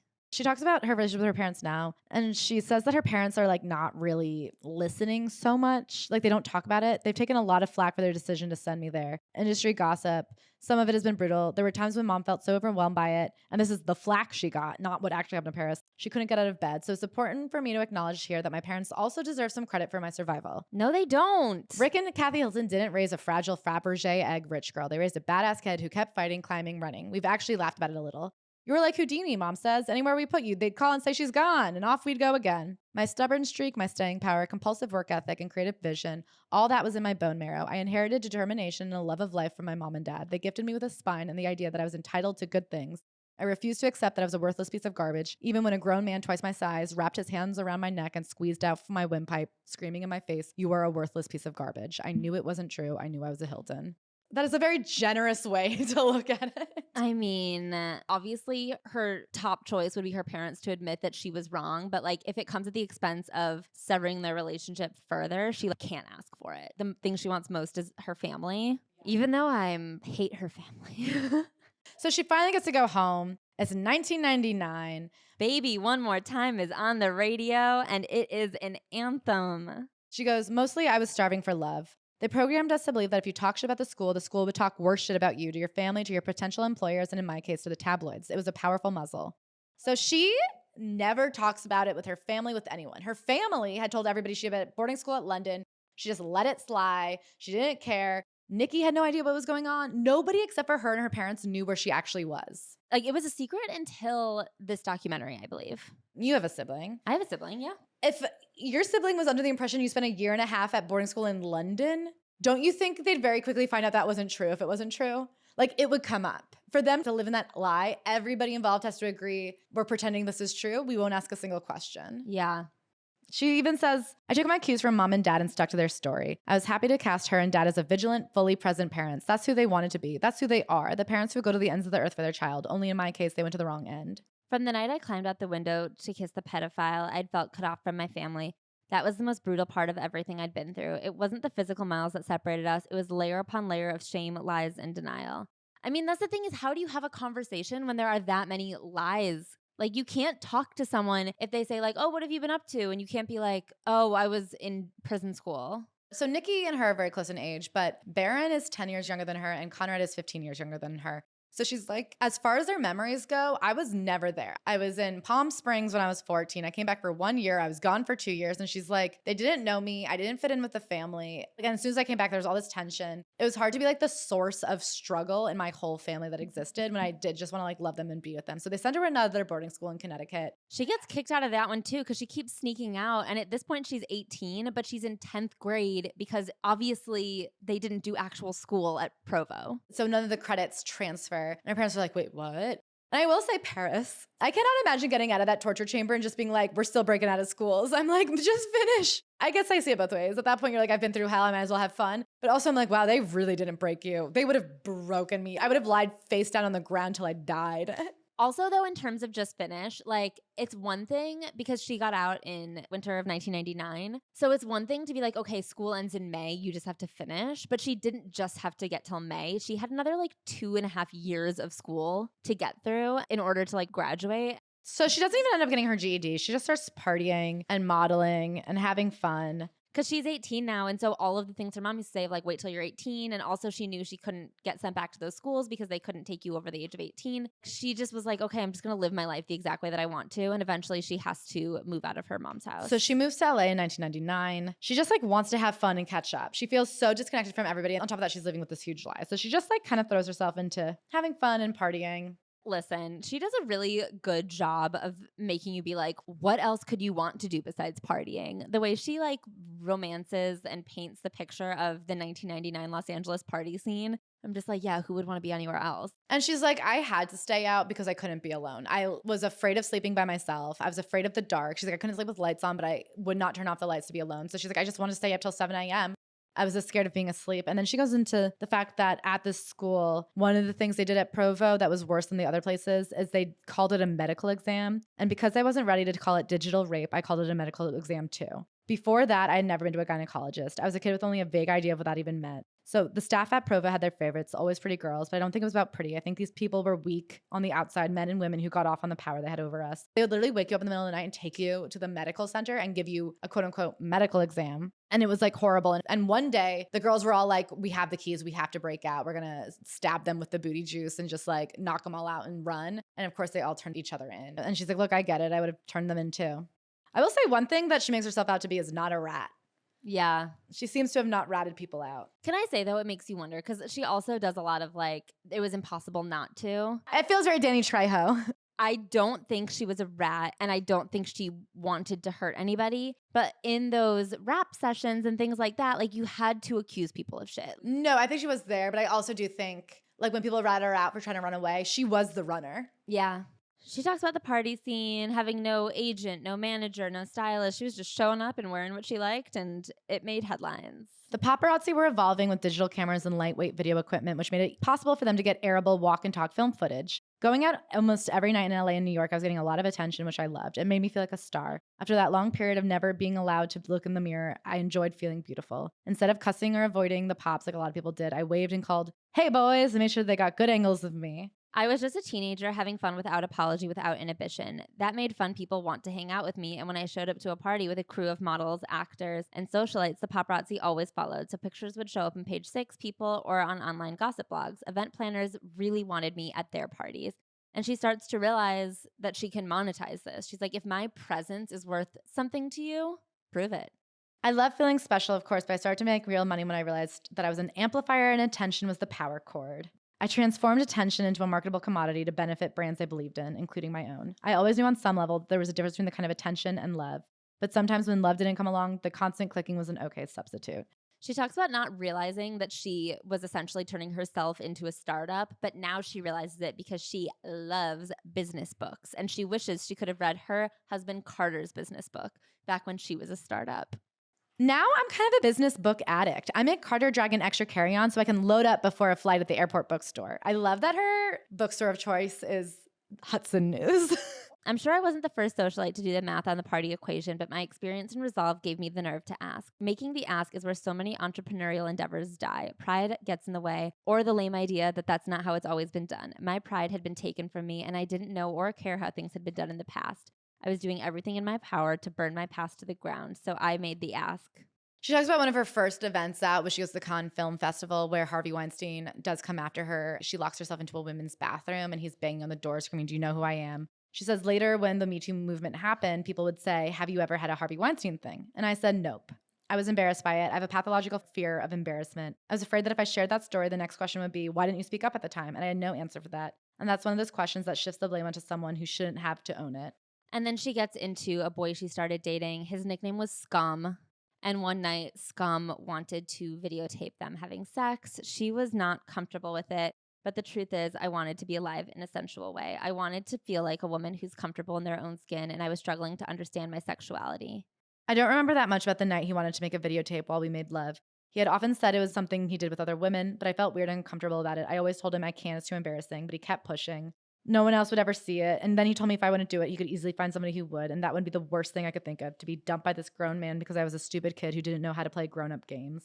And then she talks about how people think of her like as a sex symbol and a sex icon. And even though she likes that, she actually isn't very sexual, and that she was raised by a Catholic mom who told her wait till marriage. And then also so much of it taken from her that it takes a lot for her to feel comfortable around a person. Healing happens, but damage runs deep. I don't know if I'll ever be fully healed or fully who I might have been. Sex is a thought process for me. It has to start in my brain or it's not going to work. And then she like gives Carter credit, I guess, for foreplay. She gives Carter credit for like not forcing her to have sex or do things she's uncomfortable with. She had a lot of bad boyfriends and things she'd pushed herself to do to keep guys around. For a long time, I thought if somebody got so jealous, they threw a phone at your head or grabbed you and shook you till your neck bones rattled. Well, that just meant they really loved you, right? Ugh. She talks about style in the early 2000s. How there was no barometer for what everyone should be wearing. Like all those TV shows shaming people for their clothes hadn't been existed yet. What not to wear, Fashion Police. And she's like, we just all had so much fun. So one day she's living in LA and she gets a call from David LaChapelle who wants to photograph her. She had done a commercial with him because like the model he was supposed to use hadn't showed up or something. And so she went right over and he really liked her. And he's like, let's do a shoot. They do the famous Vanity Fair shoot. They do it all over LA, at the beach. She doesn't realize her nipple is poking out because the stylist posted it that way. And now she's like, well, I'm happy with how it came out. So I guess I'm glad I didn't know because I would have been nervous. And then for the grand finale, he's like, we have to go shoot in your grandparents' house. So they sneak into her grandparents' house while they're asleep. They do this chaotic photo shoot with a 16-year-old Nikki and 19-year-old Paris giving the FU sign in their grandparents' living room with their grandparents literally asleep upstairs. A few weeks later, they get a call that Vanity Fair wants to run the photos. And she's like, I didn't even know you sent it to Vanity Fair. And her parents are like, no fucking way. They're not allowed. And Vanity Fair is like, we have the model releases. You can't stop us. So then they compromise and they're like, well, if we can't stop you, can we at least do an article? I mean, and she says, she's like, you know, watching my parents get this upset about it gave me a little bit of a thrill. And so they do this interview that sounds like so fucking awkward because the whole thing is a lie. Their mom is talking over everyone. Kathy is completely commandeering it. And Paris is really annoyed. People want to be heard, said Mom. They want to talk and chat. And I see people at parties doing this. And I think to myself, what are you doing? I didn't know who she was talking about, but I felt the need to defend myself. With Dolce on my lap for coverage, I said, I'm not just some party girl. Whatever people think I am, I have my own business, I do music, and I'm fundraising for breast cancer because my grandmother is sick, and I want people to know about all of that. Well then, Mom said, speak up. I'm trying to, I said tightly, but you keep interrupting me. Oof. We glared at each other across the table, tied to each other like we were in a three-legged race. Shame bound us together in an unspoken pact. Don't tell anyone about the you-know-what. The article goes out, the photos come out, and those David LaChapelle photos are the inflection point where all that history tipped into the future. They opened a floodgate of opportunity for me, lifting my name from tabloids to A-list fame above and beyond the gossip economy. I mean, she's making cameos in movies. She's going to meetings at all these television studios. Eventually, Fox comes up with the idea for a little show we like to call The Simple Life. First, she asks her sister Nikki to do it with her, but Nikki said, don't be insane, you'll embarrass yourself. And Paris said, not if it's funny. And Nikki said, I don't want to be funny, I want to be classy. And That's how you know she's the favorite daughter. Yeah. I mean, Nikki did everything right. She went to Sacred Heart. I don't think she went to college. None of these people go to college, but she did go on to marry a Rothschild. She has a fake fashion line, which is like the rich girl thing to do. Yeah. So Paris calls up her old pal Nicole, her friend who she'd been thick as thieves with forever and to this day. I will say one of the really sad parts of this book is Paris talking about who noticed that she was gone. She's like, why was everyone so quick to believe this London boarding school thing? The fact that I just disappeared off the face of the earth for 2 years, were people asking questions? Did anyone wonder about it? She's like, if we were walking down the street and someone fell into a manhole, would you notice? I would notice if you fell into a manhole. Not for a while, though, because sometimes we talk and walk at different paces, and then you're like way far ahead of me. Literally today, I looked up and you were 10 feet ahead of me. So she's dating this guy named Jason Shaw, who I guess was a big Calvin Klein model for a minute. And she said he was like the greatest, nicest guy, but she never told him any of the truth about her. She never had a real relationship. And she traveled 150 to 200 days a year, which is insane. At one point, it got up to 250 to 300 days a year in her 2010s. But she gets pregnant and decides to have an abortion, which was really hard for her because she was Catholic. And she goes, I'm only talking about it now because I don't want women to feel shame or alone. Over the years, I've looked back on all this with sorrow, even though I know I made the right choice. In my loneliest moments, I romanticized the entire time and tortured myself with the melodrama. Thoughts like, what if I had killed my Paris? What if Jason was the one who got away? But the fact is, there was no happy little family at stake. So she is doing The Simple Life. They are touring it everywhere. They're doing a ton of promotion. She's in Australia and she gets a call. There's a 30-second clip of you going viral on the internet. They didn't have that language back then, but going around the internet, having sex, and they're claiming that there's a larger tape. She obviously has a mental breakdown. She's in Australia. She's hysterically crying. She gets on a plane to come home. There's this nice woman on the plane next to her who's like, well, what's going on? Talk to me about it. And she opens up about everything. The next day, there's a huge article that comes out on Us Weekly, Paris Hilton exclusive, my side of the story. That's the second person we know who got tricked into telling their life story to a woman on the plane who was actually a reporter. How are these reporters picking their seats like that? I guess back in the day of tabloid, physical magazine stuff, there's a lot of money at stake, so they could bribe people. Everything I wanted my brand to be, the trust and respect I was trying to rebuild with my parents, the sliver of self-worth I'd been able to recover, all of that was instantly in ruins. With my work on The Simple Life and the success of my new business, I'd cultivated an inner core of security and strength. Suddenly, I couldn't feel it anymore. I felt the old weight returning to my posture. During the previous 3 years, from the time I got out of Provo, I'd been trying to rebuild relationships with my siblings and mend the shattered bond between me and my parents. Now we were back to zero, left of zero, worse than ever. I didn't even know Fox was going to go ahead with The Simple Life. The knee-jerk reaction was to summon a pack of rabid lawyers, but the consensus was that lawsuits would only bring more attention. Mom's standard advice was, don't give it oxygen. I will say that's her mom's go-to with everything. Like, never talk about it, never defend yourself, don't acknowledge it. And I think that that is a mentality that has caused her to suffer. Don't talk about it, just send everything away. Like, clearly that doesn't work. So she's like, what was I going to do? I went into hiding for a few weeks, but I couldn't go into hiding forever. The Simple Life was coming out. So she does that SNL skit with Jimmy Fallon where they're like, how much is it to be at the Paris Hilton? Is it roomy? Can you go through the back? Blah, blah, blah. Like I said, comedy gold. And I made a lifelong friend. Jimmy Fallon was so cool and so kind. This was another moment when I needed to be reminded that human kindness exists, and he was here for it. I don't know if that was human kindness. He was using the hottest ticket of the moment on his TV show. Paris, if you're ever in a scandal and you want us to do a skit with you, we'd be happy to. That's not me being kind. Out of the kindness of my heart, I would let you do your first public appearance after a scandal here on CNBC. I'd be happy to exploit the power of your name. I'm nice. Because I'm a good person. So she wants to make it clear, the release of that video cost me an insane amount of money, and more important, it devastated my family and will never go away. It's out there waiting for my children who will be confronted with it someday. I think some people want to believe I was involved in the release of the tape or that I benefited in some way because it's unpleasant for them to think about the cruelty and complicity of their own response. Please hear me when I say I would never, under any circumstances, be involved in the production of an amateur teen porn video. And she's like, if I had done it, I would have owned it. Yeah, she makes a little joke about like, if I had made it, I would have had better lighting. But she says, I'm not judging any woman who does choose to do all that. I'm saying the choice was taken from me and it hurt me. Look, I'm not asking for anyone to feel sorry for me. I take full responsibility for the public and private choices I've made, and I'm not apologizing for any of it. I'm just saying there's plenty of shame to go around, and the girls have traditionally dealt with more than our fair share, and we're over it. I know I am, and I think Britt, Lindsay, Shannon, and the whole other lot of women probably agree. Girl shaming as a sport and industry needs to be over. Since women like me and Kim made Instagram our bitch, the kind of paparazzi that instantly killed Princess Diana has all but disappeared, and it'll never be that way again. There's still a market for candid pictures of celebs. Ultimately, it's about supply and demand, and the demand is what it always was. You can trace it back to Helen of Troy, but now the supply is up to me. The rise of selfie culture isn't about vanity. It's about women taking back control of our images and our self-images, and I don't think that's a bad thing. I agree and disagree. Like, I don't think you can say like selfie culture flattened out is because people were going to steal photos of us anyway. I do think like social media has changed the way like the paparazzi she's come up with. Yes. And I think social media has democratized pop culture in a way.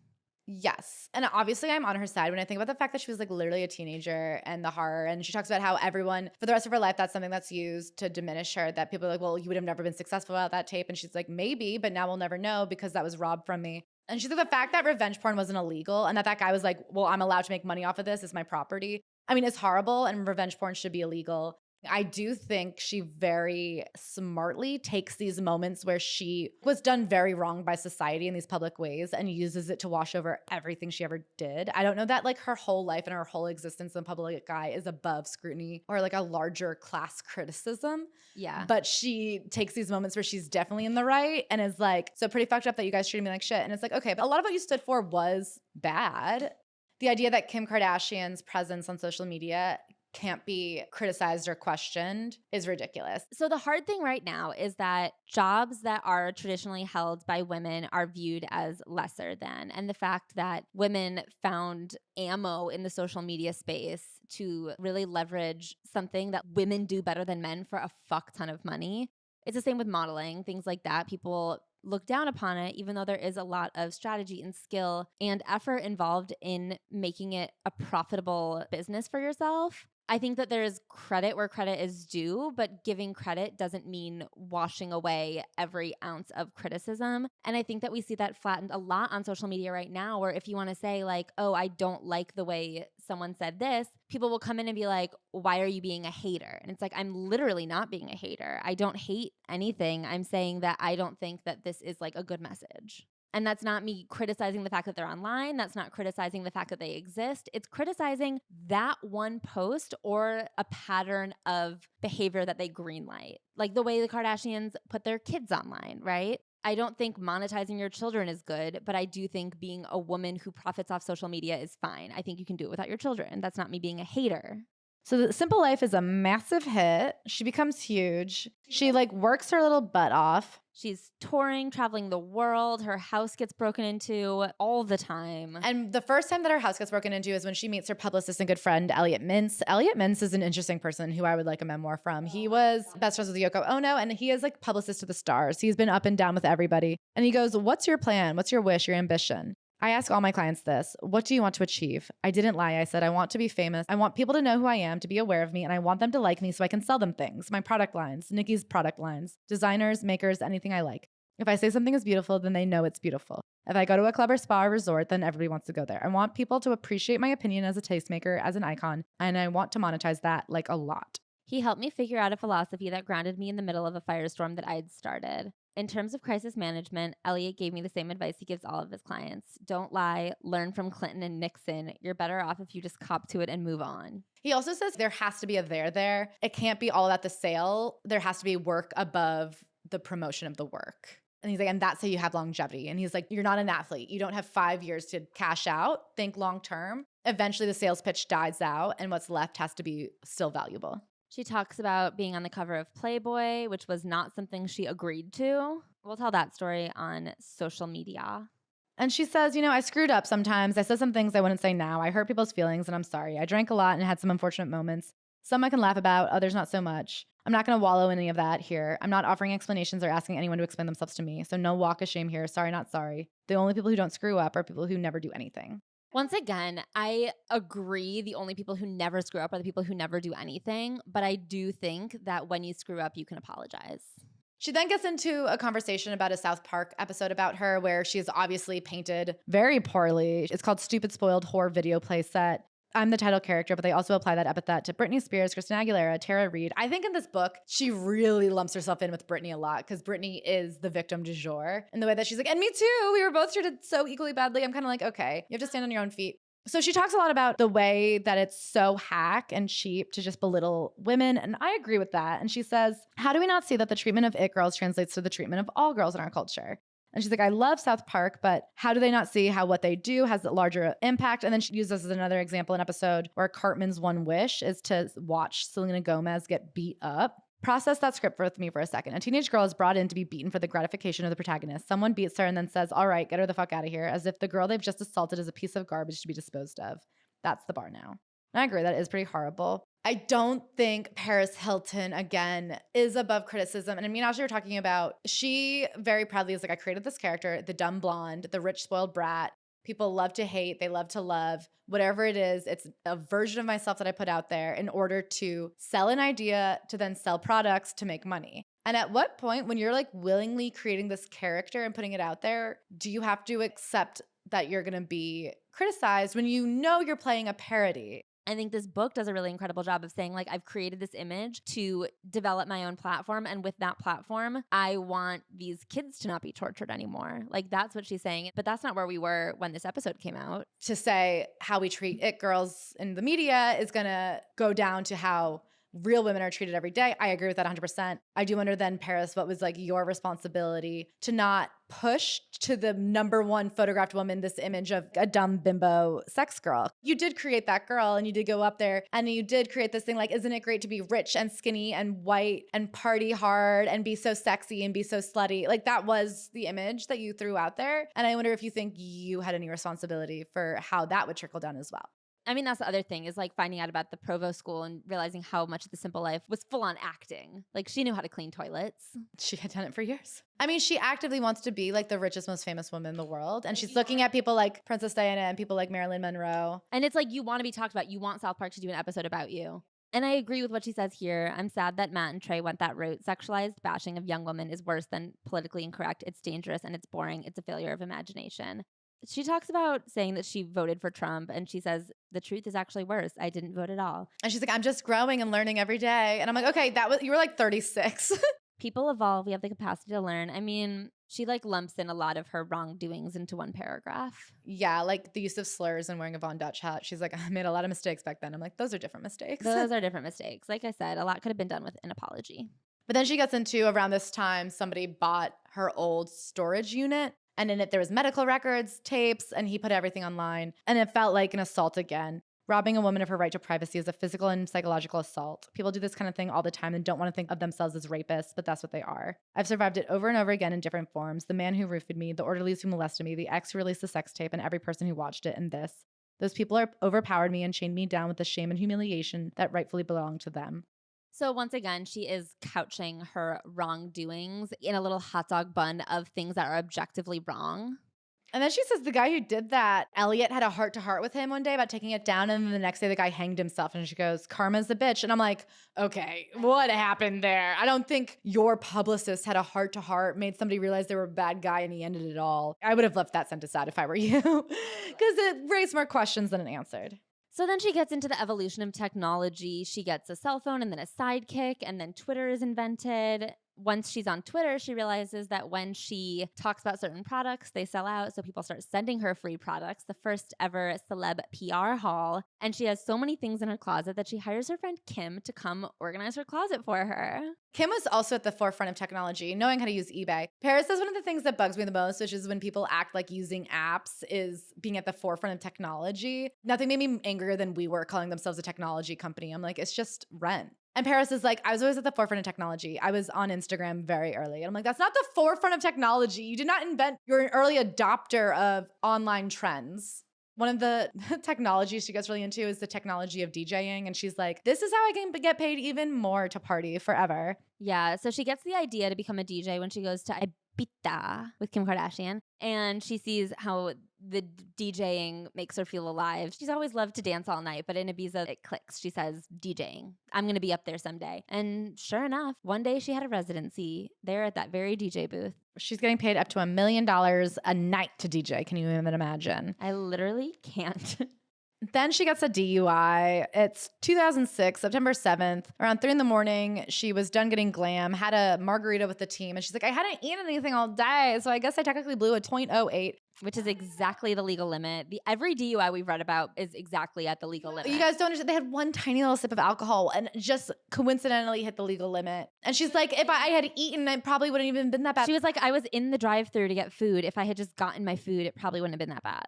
One margarita probably fucks Paris Hilton up. She weighs like 98 pounds. Okay, so she gets a DUI. She gets in there. They give her 3 years probation and suspend her license. And she's very like gracious about it. She goes, fair enough. I accepted that. Even if they were stretching to charge me with a DUI, there have been times when I probably was over the limit and didn't get caught. Pause for an important message. Don't drink and drive. It's stupid and dangerous and it will fuck you up. Even if you don't feel drunk, just don't go there. So 3 months later, she does her community service. Her license is unsuspended to go to and from work. And it turns out, actually, it's not. Nobody did the proper paperwork for her to have the limit. And she's like, something so stupid, my lights weren't on and I was speeding. And I'm like, okay, they pulled you over for a reason. They don't just like randomly pull over Paris Hilton. So she was speeding. Her lights weren't on. She's like, but it was a bright street, so I didn't really need lights anyway. So she's speeding. Her lights aren't on. She's going to and from work, but the paperwork hadn't been filed that actually gave her permission to go to and from work. So she is speeding, no lights on, suspended license. And they sentence her to 45 days in jail, which is unreasonably harsh. And the judge makes it his personal vendetta to charge her. It's his last week before he retires. Apparently when he went to church the next week, he got like a standing ovation for putting Paris behind bars. She says all of a sudden after that DUI, the energy changed. It wasn't this fun, flirty, like, hello, paparazzi. They were out for blood and people were mad at her. She says she'd never felt this like collective anger against her before. And when her lawyer tried to revoke it and just get her house arrest, which I guess is more standard, the judge came out of retirement to be like, no, jail. So she goes to jail, and as all celebrities have to do, they're considered unsafe around the regular population. She goes to like a maximum security jail and is in solitary confinement 23 hours a day, which is horrible, especially for somebody with PTSD from a horrible jail high school. So she actually goes to regular population jail where she's having massive panic attacks and PTSD. Then her lawyer tries to get her house arrest and they grant her house arrest. And then the judge comes back out of retirement and is like, no, she has to be in regular jail. Fuck that. And she's like, what the hell? And the thing is, obviously Paris Hilton is not the most wronged by our justice system. We've got a really bad situation in place. She's not the worst off. But it is just like disheartening to be like, oh, Paris Hilton got 45 days and Brock Turner got like a minute and a half. The way it's arbitrary is just, I hate reading it. I hate knowing it. So she's in jail and she's like, I huddled on my small cot, hugging my knees to my chest to make myself go to that place I used to go during those long hours in OBS, my beautiful world. I was not surprised to check in and find that overwhelmingly the life I was living was very much the life I had visualized. What didn't make sense was how I could be having so much fun and feel so little satisfaction. I had everything I wanted, but it wasn't enough. Maybe there's no such thing as enough, and my only salvation was just to keep grinding, do more projects, date more guys. So she gets out after 23 days because of good behavior. And she's like, I realized that I had been playing this character. They loved her or hate her, which was just as marketable. I leaned into that character and my ticket to financial freedom and a safe place to hide. I made sure I had never had a quiet moment to figure out who I was without her. I was afraid of that moment because I didn't know what I would find. So she's released. She can't even go back home anymore because the paparazzi is so bad. She has to move to a new house in a gated community. And she's like coming out of jail. It was the end of an era. And I remember that. I remember like she came out of jail and it's just like the Paris Hilton bubble had burst. And then I guess there was a recession. So then she talks about how much she loves music festivals, especially the Neon Carnival at Coachella. I don't really think we need to get into that. She talks about the bling ring and how she was honored to be part of the Sofia Coppola shoot at her actual house. She is game for anything, though. One thing about her is there is no boundary. Yeah.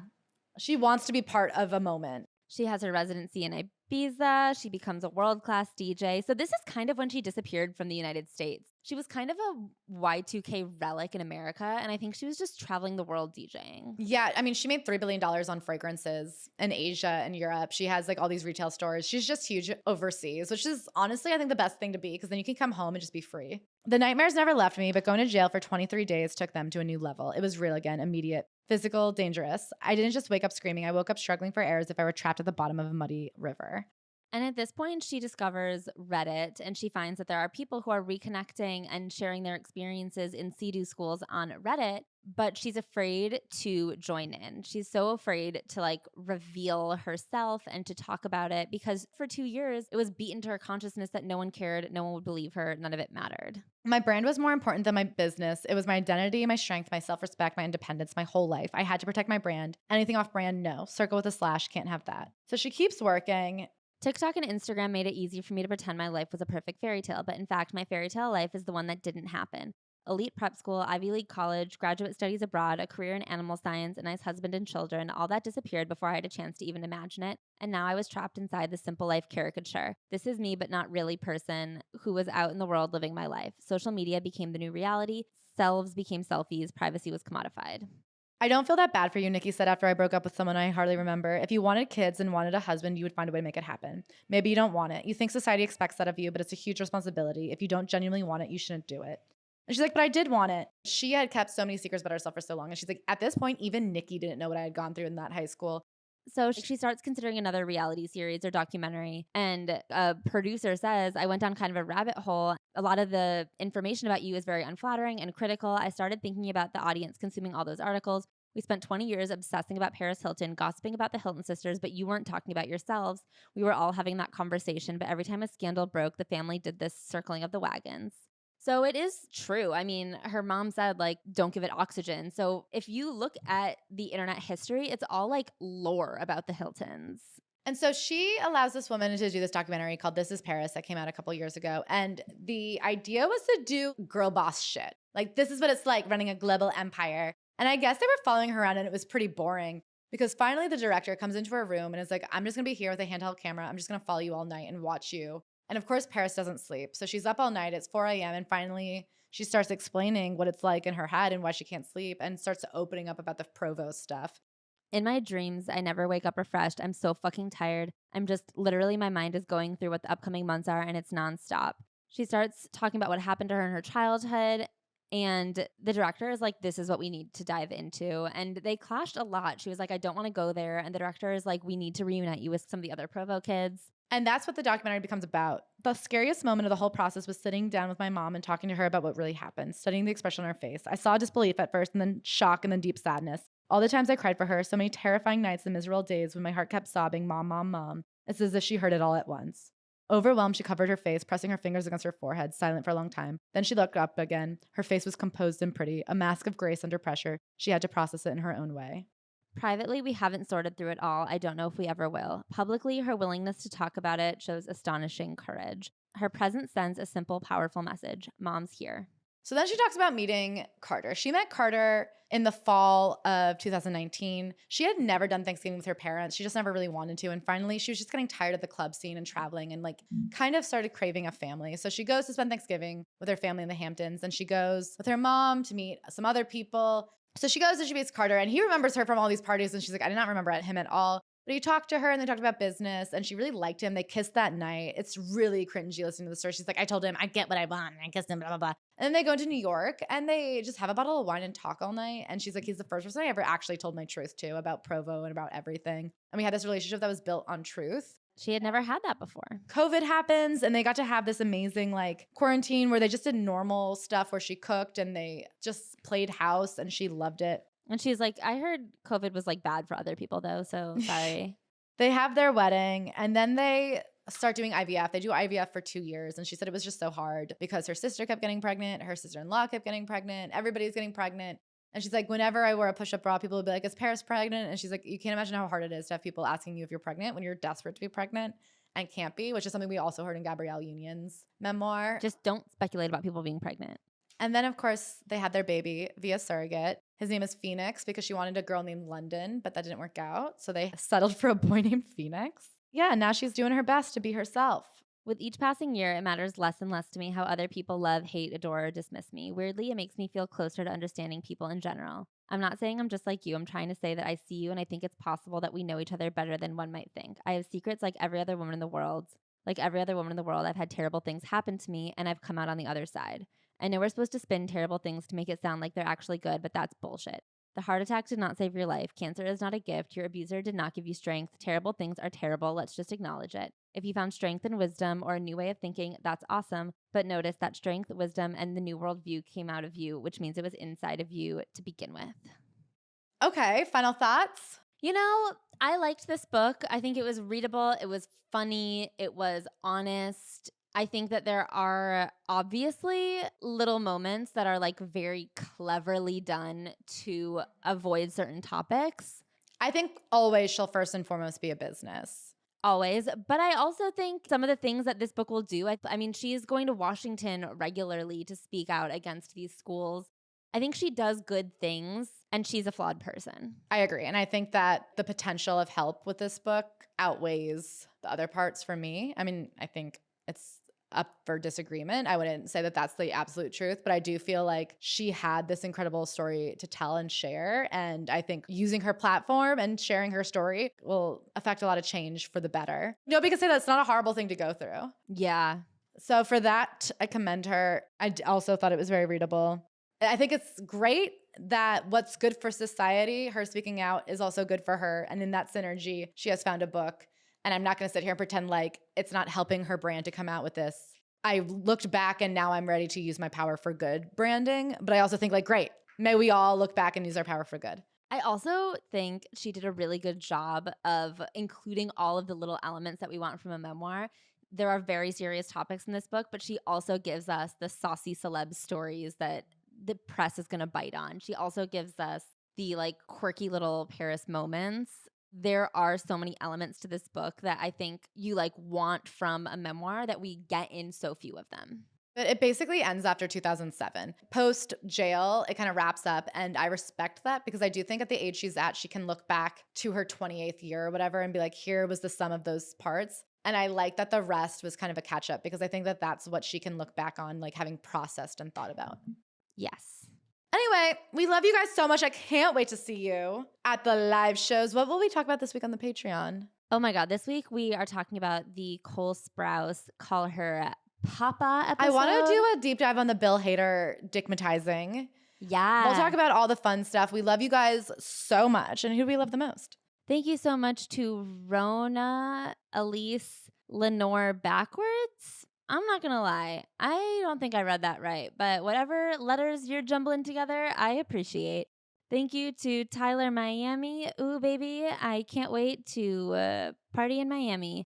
Thank you to Modge Podge. This is the stickiest, sweetest review. Thank you to Handy Manny 99. I would let you help me do a DIY any day. Thank you to Bink Narfis. I appreciate you more than less fis. Thank you 1274628674483. That's the perfect number for me to adore. Thank you MaxCraft430. I appreciate your craftiness. Thank you to J Chapstick. I love how moisturized you are. And thank you to Cora Windmolar, the sweetest, breeziest tooth I've ever met. That's all. Thank you guys. I love you.